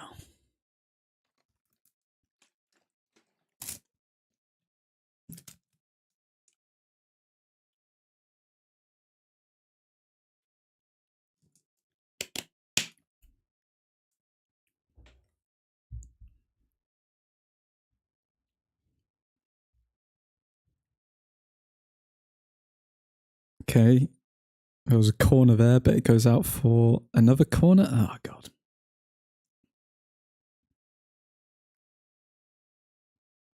Okay, cross. Sheffield. What's happened there?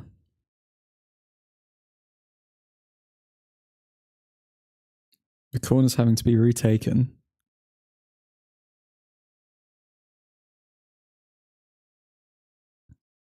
All of the players look a bit confused with that. If you haven't already, guys, drop a like on the video. Going to be doing a stream, obviously, for every match this season. And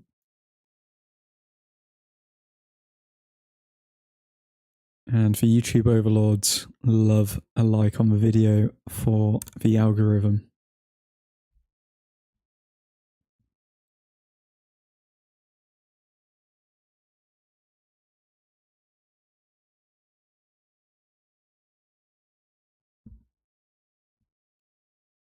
Who are you dropping to play Mount in a fully fit team? Because you need to, unless Erik Ten Hag alters the shape. Well, McTominay's in our starting 11 at the moment. I'd drop McTominay for Mount. I think a Mount operating at the peak of his powers still offers us more than a McTominay.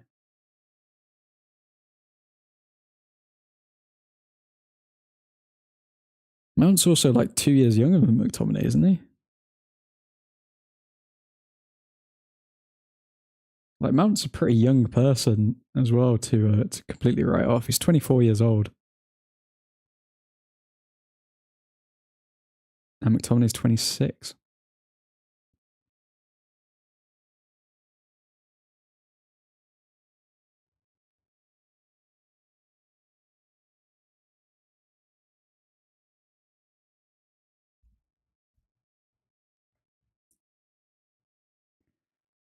Okay, Sheffield United making changes already, which isn't the first time, but when we've not been performing our best against a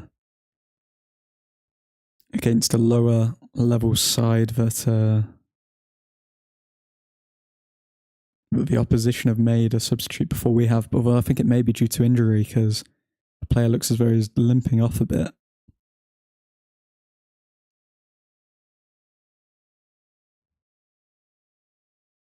Ten Hag looking at a sheet of paper.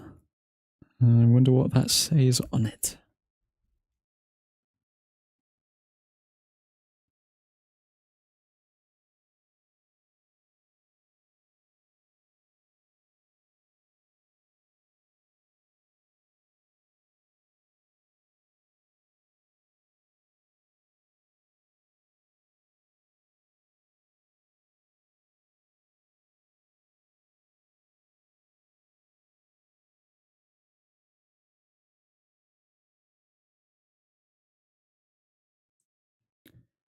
Okay. Oh my god, Sheffield have had a shot and Onana's saved again. Didn't keep a hold of it though, bounced out and very well could have been scored on the ricochet. Okay. Oh, Bruno. Oh. Bruno played a ball forward to Rashford, but the goalkeeper came out quickly to stop him.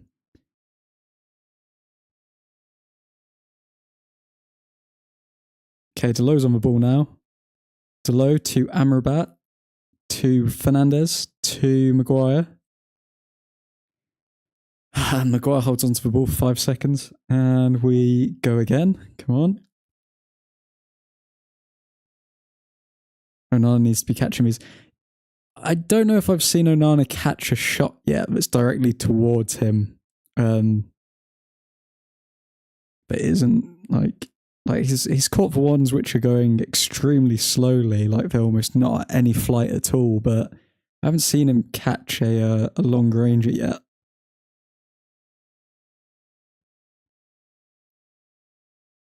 Okay, we're progressing the ball forward here. Amrabat through the lines to Anthony. What can Anthony do? Anthony plays back to the low cross. Okay, Rashford's on the ball. Rashford to Lindelof. Fernandez to McTominay. Oh my god. McTominay took a shot, but ended up in a corner. I thought he was about to do it again.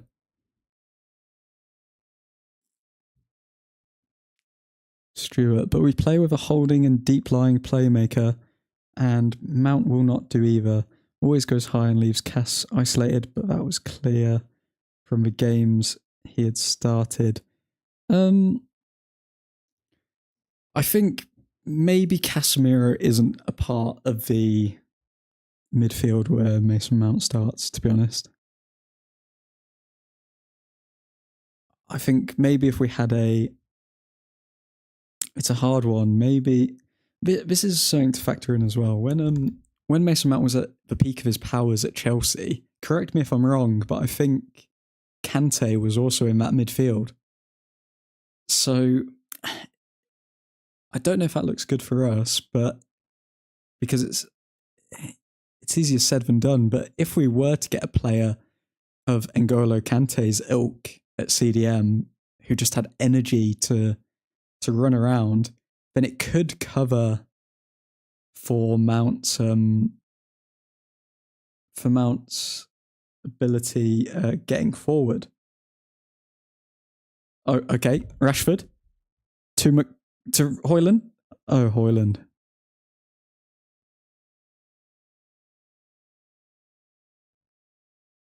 Oh, Højlund. Okay, Rashford plays it to Højlund because he's so selfish. Rashford was expecting a ball back from Højlund, but Højlund took the shot.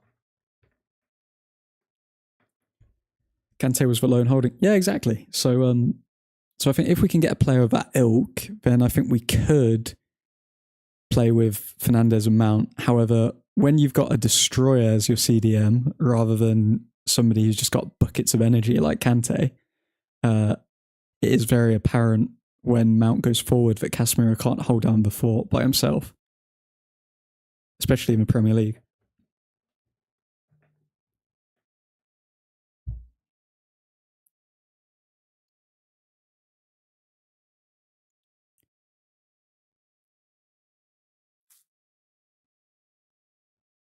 Okay, Maguire on the ball here.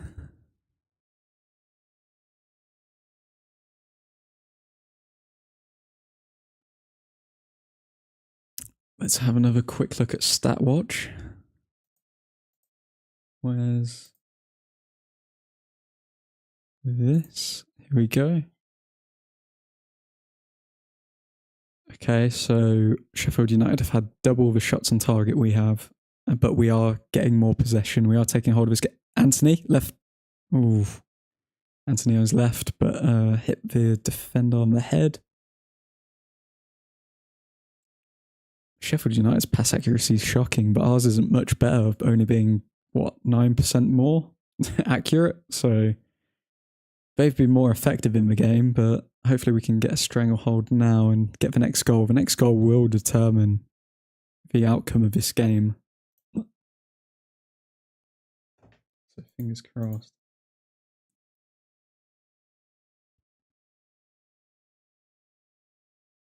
Can't sell me on Mount. He couldn't even get in a poor Chelsea team. I don't know about that. We should bring on Garnacho. I think we should bring on Martial. I don't think Højlund's had a very good game today.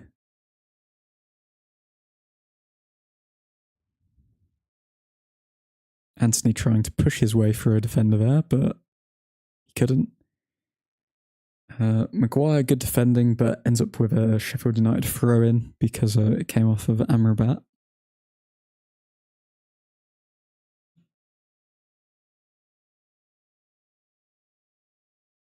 Rashford? Oh, that was so close. Marcus Rashford on the left wing, but it just etches past the post. Good pressing from Anthony. Good pass from Fernandes. Oh, Rashford just couldn't find that back post.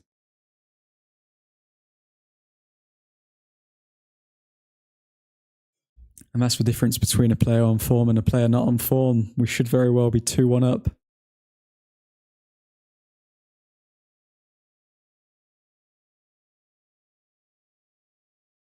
Okay, Marcus Rashford, that's a damning stat. 1 goal in his last 12 Manchester United appearances.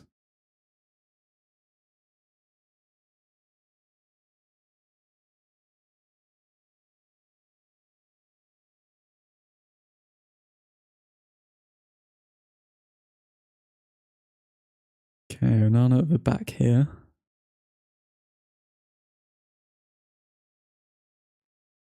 Yeah, if I'm being honest, I don't think this team's got any chance of finishing top 4.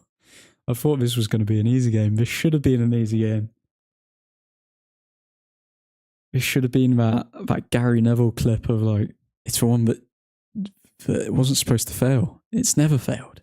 It's for banker. It's for sure thing. And we're somehow drawing with Sheffield United in the 60th minute.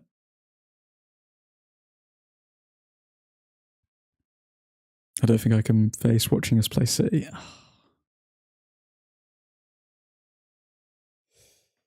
Oh, man.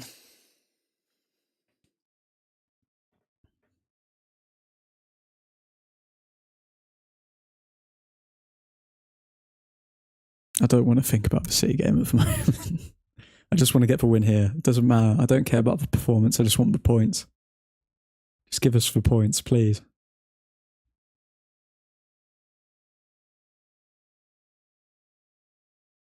Bruno to Rashford. Rashford back to Maguire. Maguire to Fernandes. Okay, Lindelof is somehow on the left wing and he's offside. Yeah, cool. It's so frustrating. It is, my friend. It's like watching paint dry every single week. Oh, man. But you never switch off because you never know what's going to happen. You got to stay until the last minute during a United game. And that's the beauty of the club. I don't know why, but Sheffield United's assistant manager, whoever was talking to their main manager, kind of looks like Glenn Hoddle. I just want United to score. Oh, fear not, my friend. We will. We will score.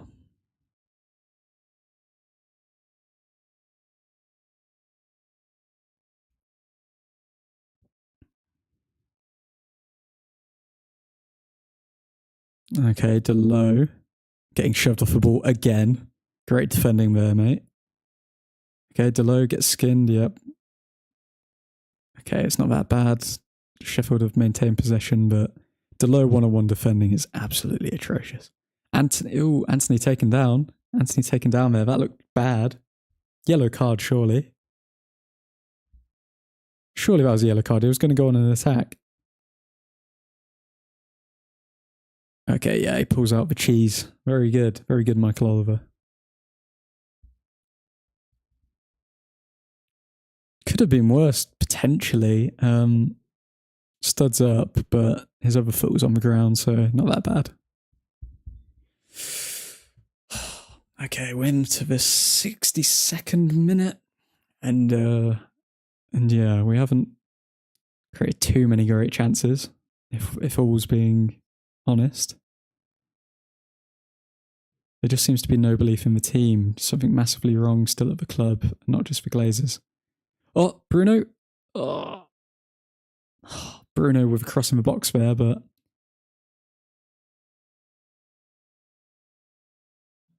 you have your wish for Martial coming up. Yeah, it's about time. Martial for Højlund, surely? Or is he going to try and take Rashford off? Yeah, Højlund. Yeah. I think Højlund's either carrying an injury or something, but he just didn't have a good game today. I don't think Højlund played very well. I think now we're going to see some liquid football with Martial, Garnacho. Is Garnacho coming on for Rashford? Is that Amrabat coming off for Ericsson? Or McTominay? No, McTominay. Okay, yeah. Now we're going to see some real football. Okay, we're going to see some tight moves, tight passes. Let's see who's going to have a big impact. Is this Anthony coming off for Garnacho? Yeah, Anthony coming off for Garnacho. Good. I like those subs. Rashford down the right. Looks like Anthony's kind of like limping off as well. Is Anthony injured now? Surely not.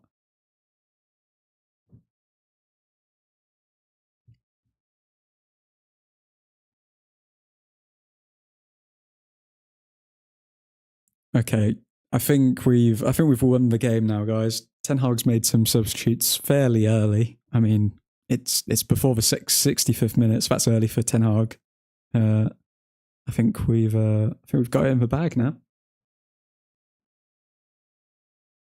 Højlund carrying a back knock, I reckon, from a qualifiers. Yeah, he mentioned it with the dodgy San Marino players, didn't he? So, yeah, I think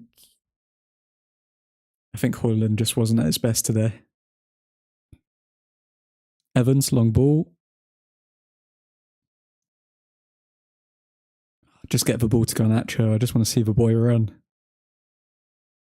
Amrabat to Delo to Ericsson. Ericsson to Evans. Evans to Garnacho. Go on, pass Garnacho. Okay, to Ericsson. Ericsson to Amrabat. Sheffield United look a bit more switched on after our subs. They know that we're going to be piling on the pressure now.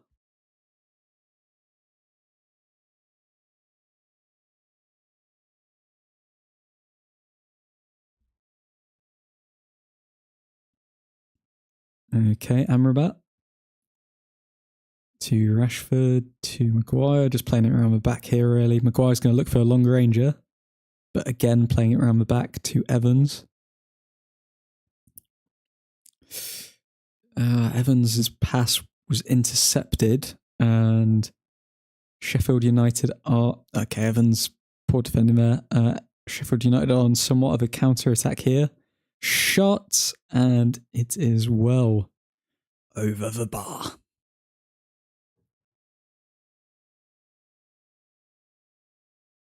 Okay, here we go. Why is Lindelof so high up? Because that's how we're supposed to be playing. It's quite clear Ten Hag's told them to do that with the wing backs to pull them back in, or to push Sheffield United back rather. Maguire, long range ball to Delo. Good ball. Delo finds it and wins the corner. Teams still just run through the middle of us. Yeah.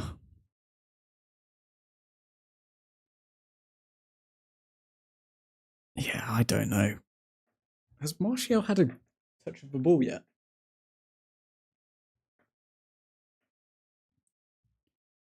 Okay, there's going to be a corner here from Fernandez. Corner. Ericsson. Cross in. Evans to Amrabat. Amrabat shot. Oh my God, off the crossbar. Fernandez. Oh, Fernandez shoots and it's wide.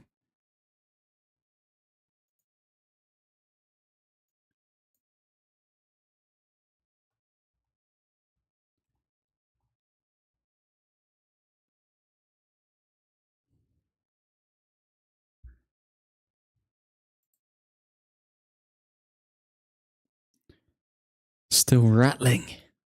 Okay, we're getting closer. We're knocking the door.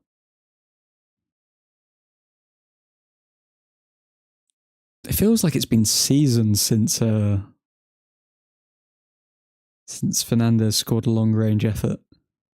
Or just a shot outside the box. It feels like it's been forever.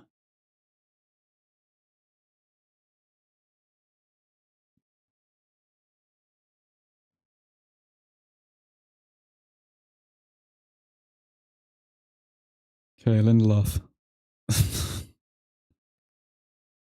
It doesn't fill you with confidence when your players like look like they're about to shiz themselves on the pitch, and Lindelof there with his screaming for options to pass to, and he just didn't look very settled.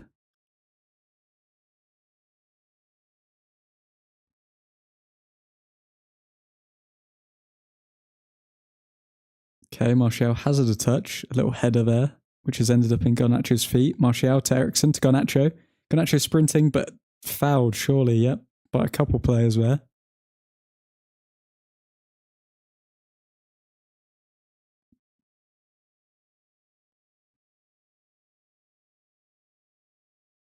Ericsson. Okay. Delo on the ball.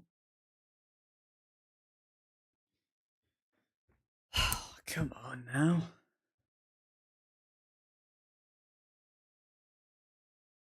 Okay, Fernandez. Fernandez on the ball. To Garnacho. Garnacho in space. Oh, gets past one, but runs into another player. Garnacho on the ball again. To somehow ended up at Ericsson. Fernandez. Surely not looking for another shot. Okay, Delo passes to Ericsson. Ericsson edge of the box. Finds Martial. Martial passes to nobody. I don't know what he was doing there.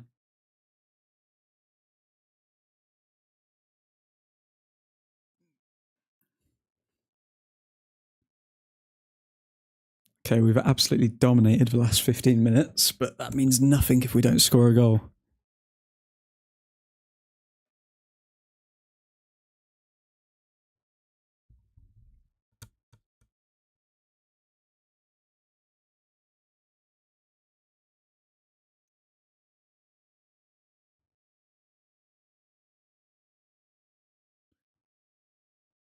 Okay, 70th minute, 20 more minutes of normal time to play, and however many minutes of added time.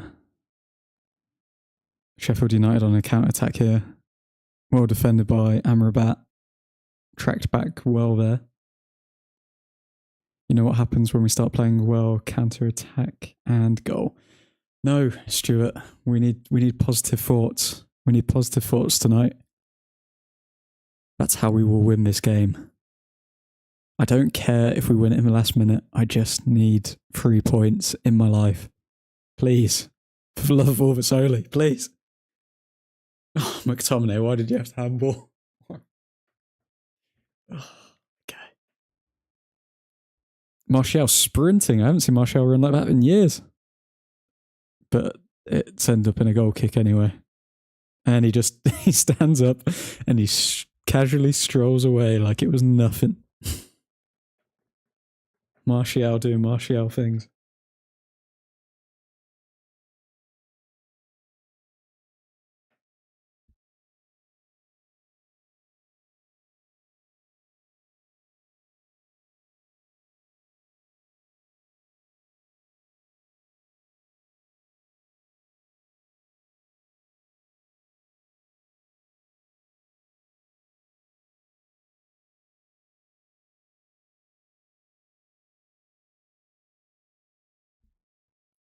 Don't say that, Stuart. Don't say Martial's going to be off with an injury.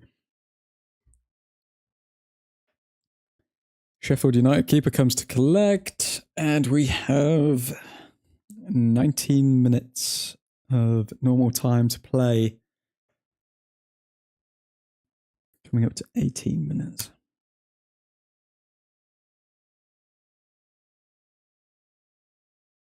Oh, please, come on.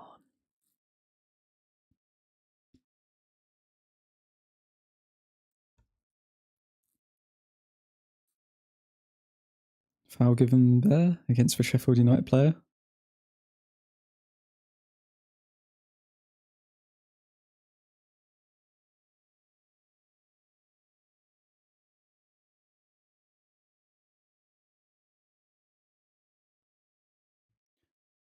Maguire to Ericsson. To Evans. Back to Maguire. What I find really weird about this formation is we've always got a lot of people back. So we've got our back line, and then it feels as though we've got literally one midfielder and then just a line of forwards at the back. So what we'll see is a back three or back four at times of Delow, Evans, Maguire, and Lindelof. And then we'll just have Amrabat in midfield. And then everyone will be up front. Whereas there's no real shape to that. It's just kind of, let's hope for a long ball every single time. It's either long ball or wing play. And Sheffield United just crowd our midfield, so we have to go down the wings. And then they just double up on us. It's... I would like to see Amrabat playing in a full 11 and on form to see his full ability. Yeah, me too, mate. There's a lot of things we want in this life, but as United fans, we don't seem to get a lot these days. Why can't we have nice things? Maguire. Oh, God. Okay, intercepted, but Maguire picks it up again. Needs to give Garnacho a bit more ball. Yeah. Well, Sheffield United are pretty much playing with a 5 at the back, sometimes 6 at the back, it looks like. So even when we put the ball down the wings to Garnacho or Rashford, they're just being crowded out. And it doesn't appear... That's pitiful from the team there. Doesn't appear that we've got any technique to break down the middle of the pitch.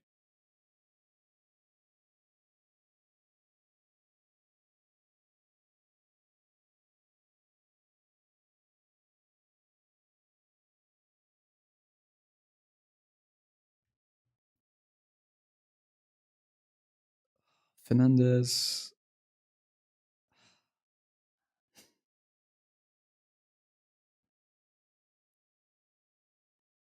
Viv, God, we are so sugar at breaking down low blocks. Yeah. The players haven't really re-energized after the international break. They've just come back to what they were doing before. Nothing has changed in this side. How are we 1-1 with Sheffield United in the 75th minute? Bro, this is crossing, inshallah. Yeah.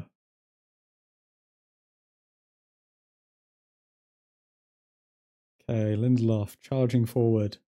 What's he going to do? Passes to Garnacho. Who passes to Amrabat?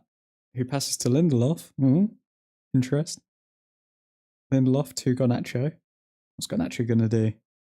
Again, there's 2 players on him, so he can't run anywhere. Delow, long shot. Delow screamer. Delow absolute screamer. 2-1. Oh my God. It's happened. Where's Mackenzie? Where's Mackenzie? Oh my God. Delow screamer. Mackenzie, where is he? Oh my God, it finally happened. It finally happened. Oh my god, how has this happened? What a goal! Out of nowhere. Is that a Garnacho assist as well, or Lindelof? Lindelof to Delo, what is this? What a goal. Oh my god. That was a very nice strike. Delo, okay. Okay, Delo can stay in for a few more games when Wan-Bissaka gets back. Fair enough. He even got a hand to it and couldn't save it.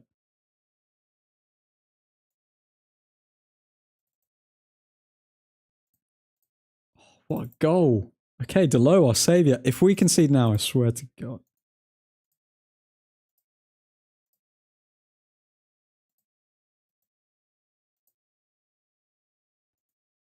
Two-one, game's game. Don't care how we've played. There we go. Do you know what's so funny? The one time Mackenzie isn't in the chat, he's been saying every single stream that Delo's going to score a screamer. But one time he's not in the chat and Delo actually does it. Oh, amazing. Amazing scenes.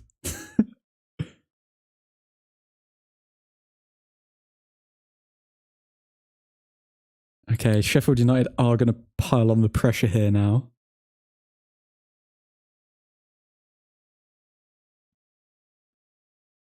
Okay, we need to soak up this pressure, please. Come on, come on.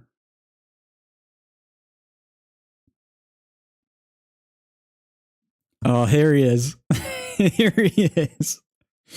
We knew he'd pop back in. We knew he'd pop back in. This guy.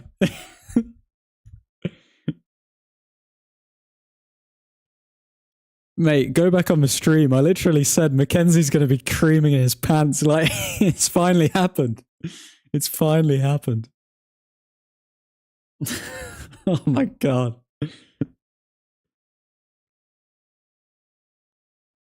Literally, we're on the 12th episode of Back of the Net, and literally, it's finally happened. Delo has scored his screamer. He only scores one every season, and it's happened. Enjoy it, Mackenzie. Soak it up. Soak it up.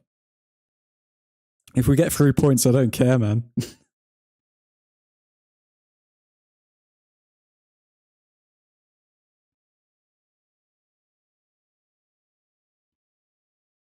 I was about to fall asleep. Glad I didn't.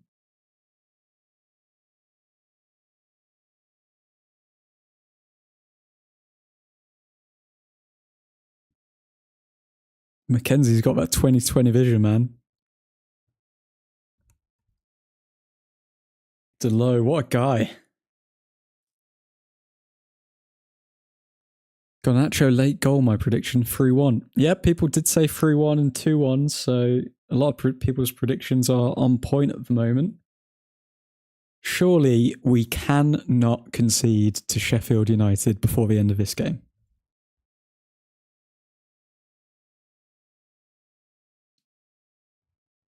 I just don't want Onana to make a mistake. Don't make a mistake. I hope you put a £10 on Delo to score. Mackenzie's been doing it every single game this season, Stuart. He's already down 120 quid, but he probably made some of it back with that goal.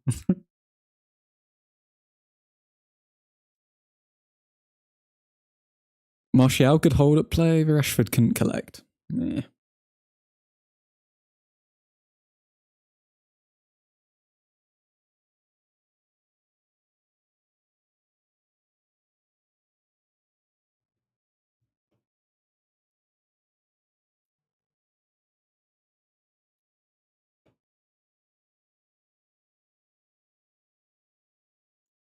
Mackenzie, the bloody oracle.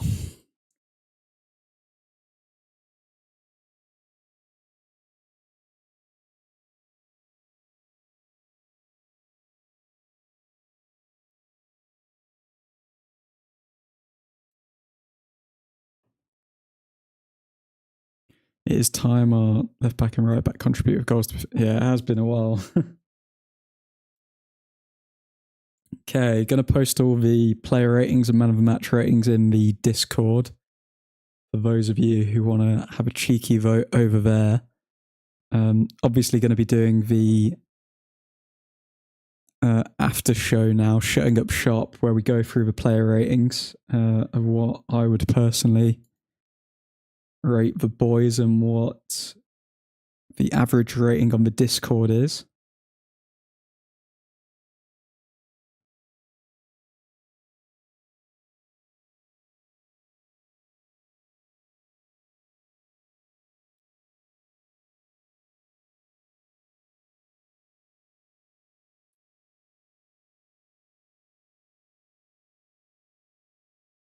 Both teams with stripes is really messing with me.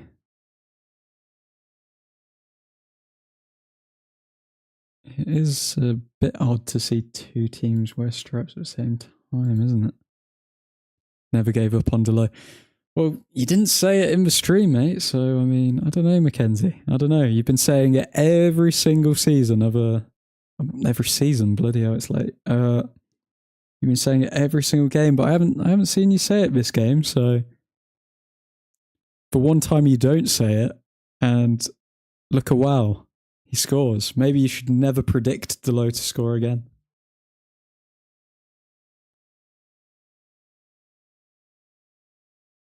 Evans down? Is he getting treatment off the pitch? Yeah, Evans. Oh my god. Another player injured.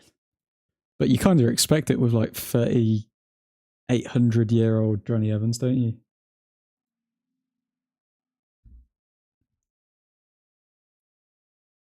I've been in and out watching that. In and out of where, Mackenzie? There's nowhere.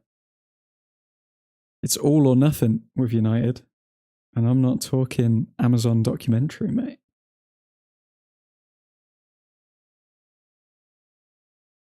What's the Discord channel? Oh, the Discord channel is where magical things happen, Stuart. If you drop me a DM on Instagram, I will see if you qualify to get thrown in the Discord. Only special members get access to the Discord. True Old Truthfordians. And then there's the secret order within the Discord, which we don't talk about.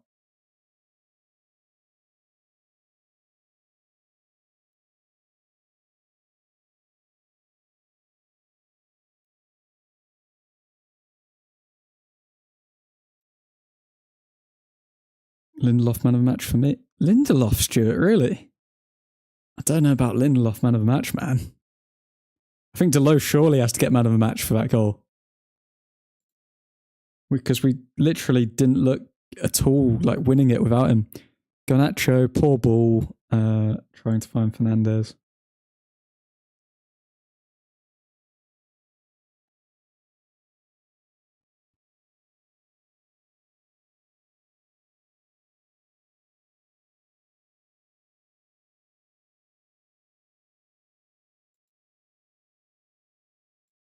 Okay, so all of the player ratings should almost be out. Let's give it a couple more seconds.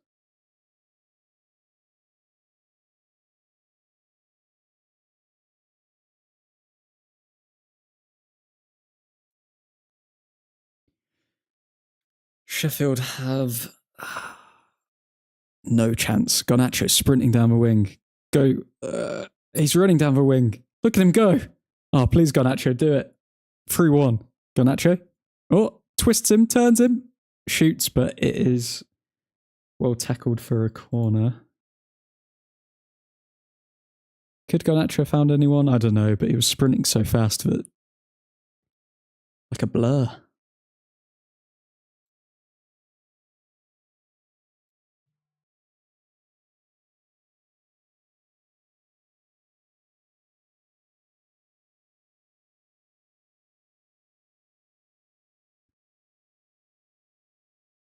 Oh, Mason Mount coming on. Things you love to see.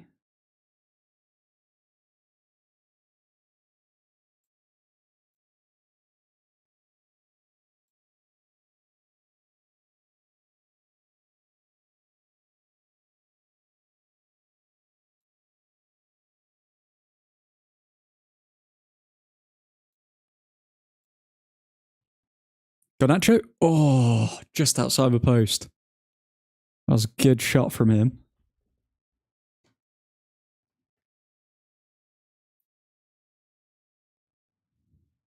Yeah, his playing at left back has been solid for out of position and got forward really well and basically set the goal up as well.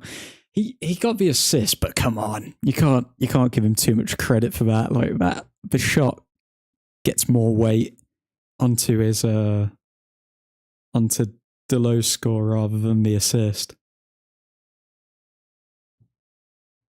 Okay, Mason Mount to score a goal. That's what I want to see. Be sure to stay tuned, guys. Once we've finished up here, I will be going live for Shutting Up Shop. Let me just see if I can make that public now on the YouTube channel. And we'll go through all the player ratings as such.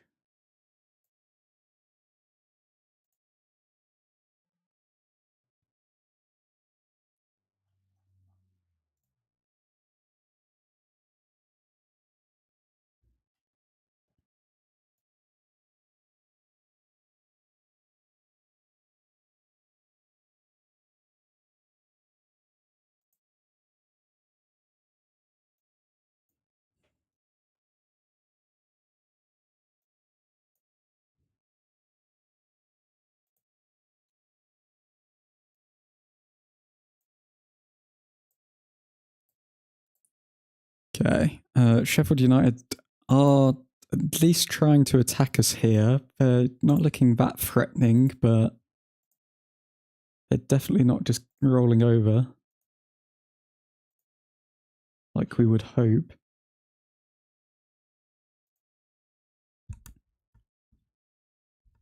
Now, all you need is Mount to score, and that will shut me right with about him. Martial limping. Oh, is he actually? I didn't catch that. Mackenzie, gonna have to go as soon as the match is done because I'm suffering here. Suffering with what? Glee. We're winning 2-1, mate.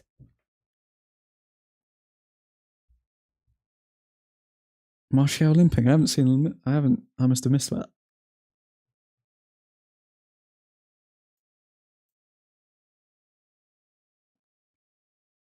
Suffering with staying away.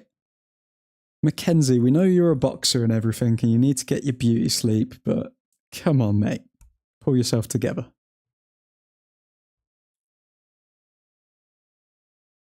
There's still one more goal in this, surely. Go on.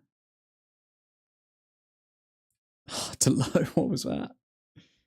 It was, but seems to have shook it off. That's good. That's good. Bedtime, man.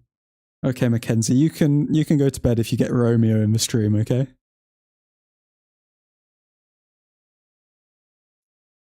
Viv, mate, I need some proper sleep after this. Oh, okay. Mason Mount. Oh, it's slow. Too slow.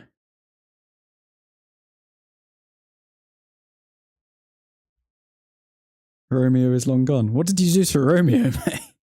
Do I need to call some people?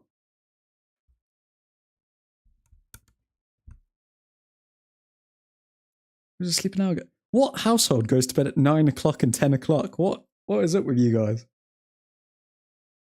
Eric Ten Hag throwing a wobbly on the touchline. Good to see. Okay, 5 minutes of added time. Got 4.5 minutes left. The time has officially run out, but I'm on 90 minutes and 40 seconds. Oh, Garnacho chance. How has he not scored? That better be offside, mate.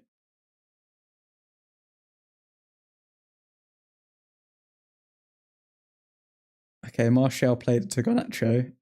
And yeah, it's on the edge. He maybe would have been offside, but that isn't awful. He should have been scoring that, even if he's offside. He was sleeping out. He's like 12, that's why. Okay, Romeo's got an excuse, but you're like 40, aren't you, Mackenzie? Why aren't you going to bed at 10 o'clock? Viv, 3 rounds in the ring with Romeo, and he's KO'd. Bloody hell. Who would win in a fight, you or Romeo, Mackenzie? Although offside, Garnacho should have put that in. Agree. Diego, I think he was on there. Should have finished. Yeah, he should have finished. Harry Maguire man of the match. Who's given Harry Maguire man of the match?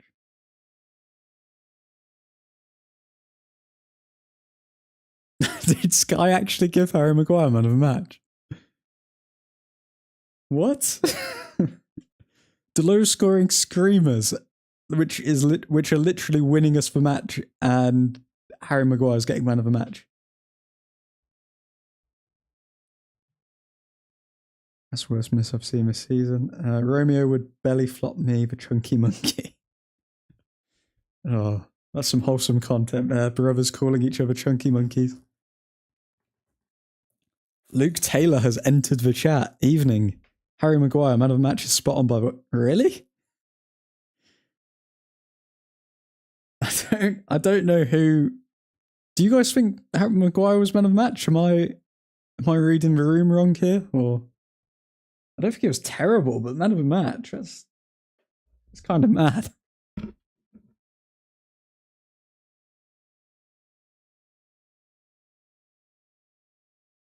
Okay, we're into the 93rd minute now. It's that Garnacho on the floor. Mackenzie, how's my goat Delo not win man of the match? He looks like a goat, to be fair. Viv, Maguire man of the match mates him a punditry office. By for you or TNT or whatever? No, Maguire was given man of the match by Sky, Stuart. He's won every single aerial duel, but he's also given away like countless fouls. Like in the first half, he gave away about 5 fouls. Stuart, he nearly cost us a goal in the first 2 minutes. That big head is lovely at times. To be fair, Maguire looked alright today. He looked alright. I'd say he was above average, but not man of the match. Like, Delo is literally scoring screamers. Usually with tactical fouls, you walk away and you go like, oh yeah, I meant to do that. Maguire looks shocked every time he gives a foul away after running into people. But who cares? It's 2-1. I don't think Maguire deserved man of the match, but he didn't have a terrible game. No, I'd say he had a decent game. He had a decent game.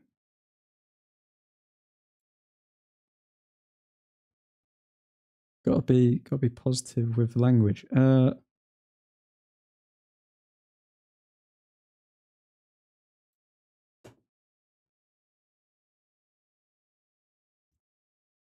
think Fernandez had a decent game as well, to be fair. I mean, he picked up the assist for Delo. He hit the crossbar. I think he pulled the strings, but he didn't pick up... Oh, Martial in the box. Doesn't result in anything. I think Fernandez had a decent game as well, to be honest. It's what he's there to do as a centre-back. I think as a centre-back, you're there to tackle, not like your number one priority isn't to foul. Like you're supposed to be the best at tackling so you don't give fouls away. He has to foul because the midfield has been non-existent as usual. I thought Amrabat had a good game. And Fernandez also had a good game. McTominay, you could say he did have a good game until he gave a penalty away. But I think the midfield weren't that bad. It's just that they were bound to get counter-attacked. There we go. 3 points. 3 points on the board, and let's pull up that beautiful league table. Why don't we? Come on, where's this league table? Show me, show me, show me.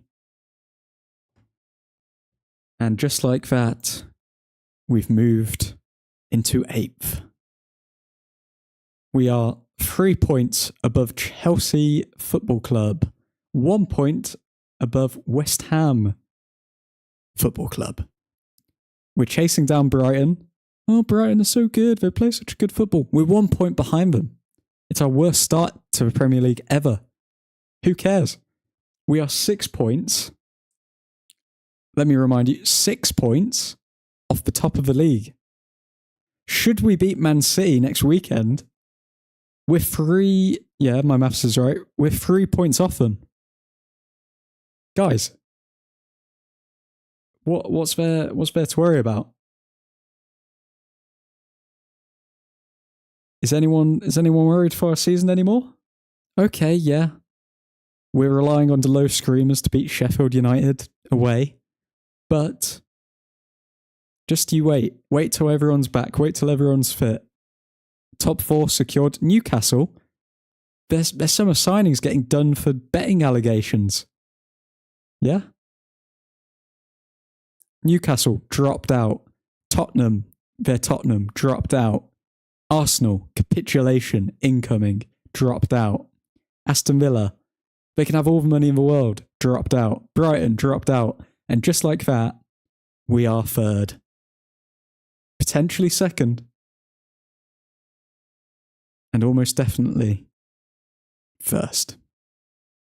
We will win this league. And the more people that think that, the more likely it will become true. Okay? So fear not. Our season starts now.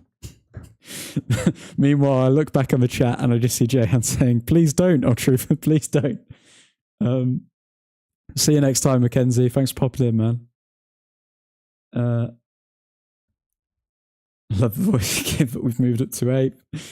Title charge. Say it, Mackenzie. It's happening. A wise man once said, second half of the season, we're doing a title charge. Shout out Andy Tate. Real ones, no. James Simpson Whitaker. We will get torn apart next week. City will find their form again, unfortunately. James, I don't think you've read the room, my friend. This is the positive space for United fans. We're not getting torn apart by Man City, and I refuse to accept that until we're 1-0 down at Old Trafford, okay? Up until then, we can be delusional as we want. It's not happened yet, okay? We're going to beat Man City easily. And we will beat Man City easily. Charles, Maguire had a very Maguire-like game today. Good by his standards. Yeah, I think it was above average, to be fair. Luke was going for man of the match for Maguire, but I think it was above average. Mackenzie. Stuart, Will, Luke. We won't get torn apart by City. Haaland will be non-existent without Kevin De Bruyne. Okay, that's what we like to hear, Luke. Yes, see? Luke's getting the script now. Manoa beats City and we are 3 points off City and we have had a bad start and City are unbeatable. There we go. We've got nothing to lose. Beat City and we've won the Ryder Cup. At least the only positive will be Haaland will go missing in the game in Maguire's pocket as he does in big games. Maguire is going to absolutely boss Haaland. He's never come up against him and he'll wish he hadn't. He'll be having nightmares about Maguire after that game. As long as we don't score first, we might have a chance. My dog holds a better lead than us. Jesus. Okay, I'm going to end the stream here, guys, but in 5 to 10 minutes, I'm going to go live again for Shutting Up Shop, where I'm just going to go through my personal player ratings as well as going through the average player ratings from the Discord. So, yeah, pop by if you're free and hopefully see you soon in the next 5 to 10 minutes. Godspeed.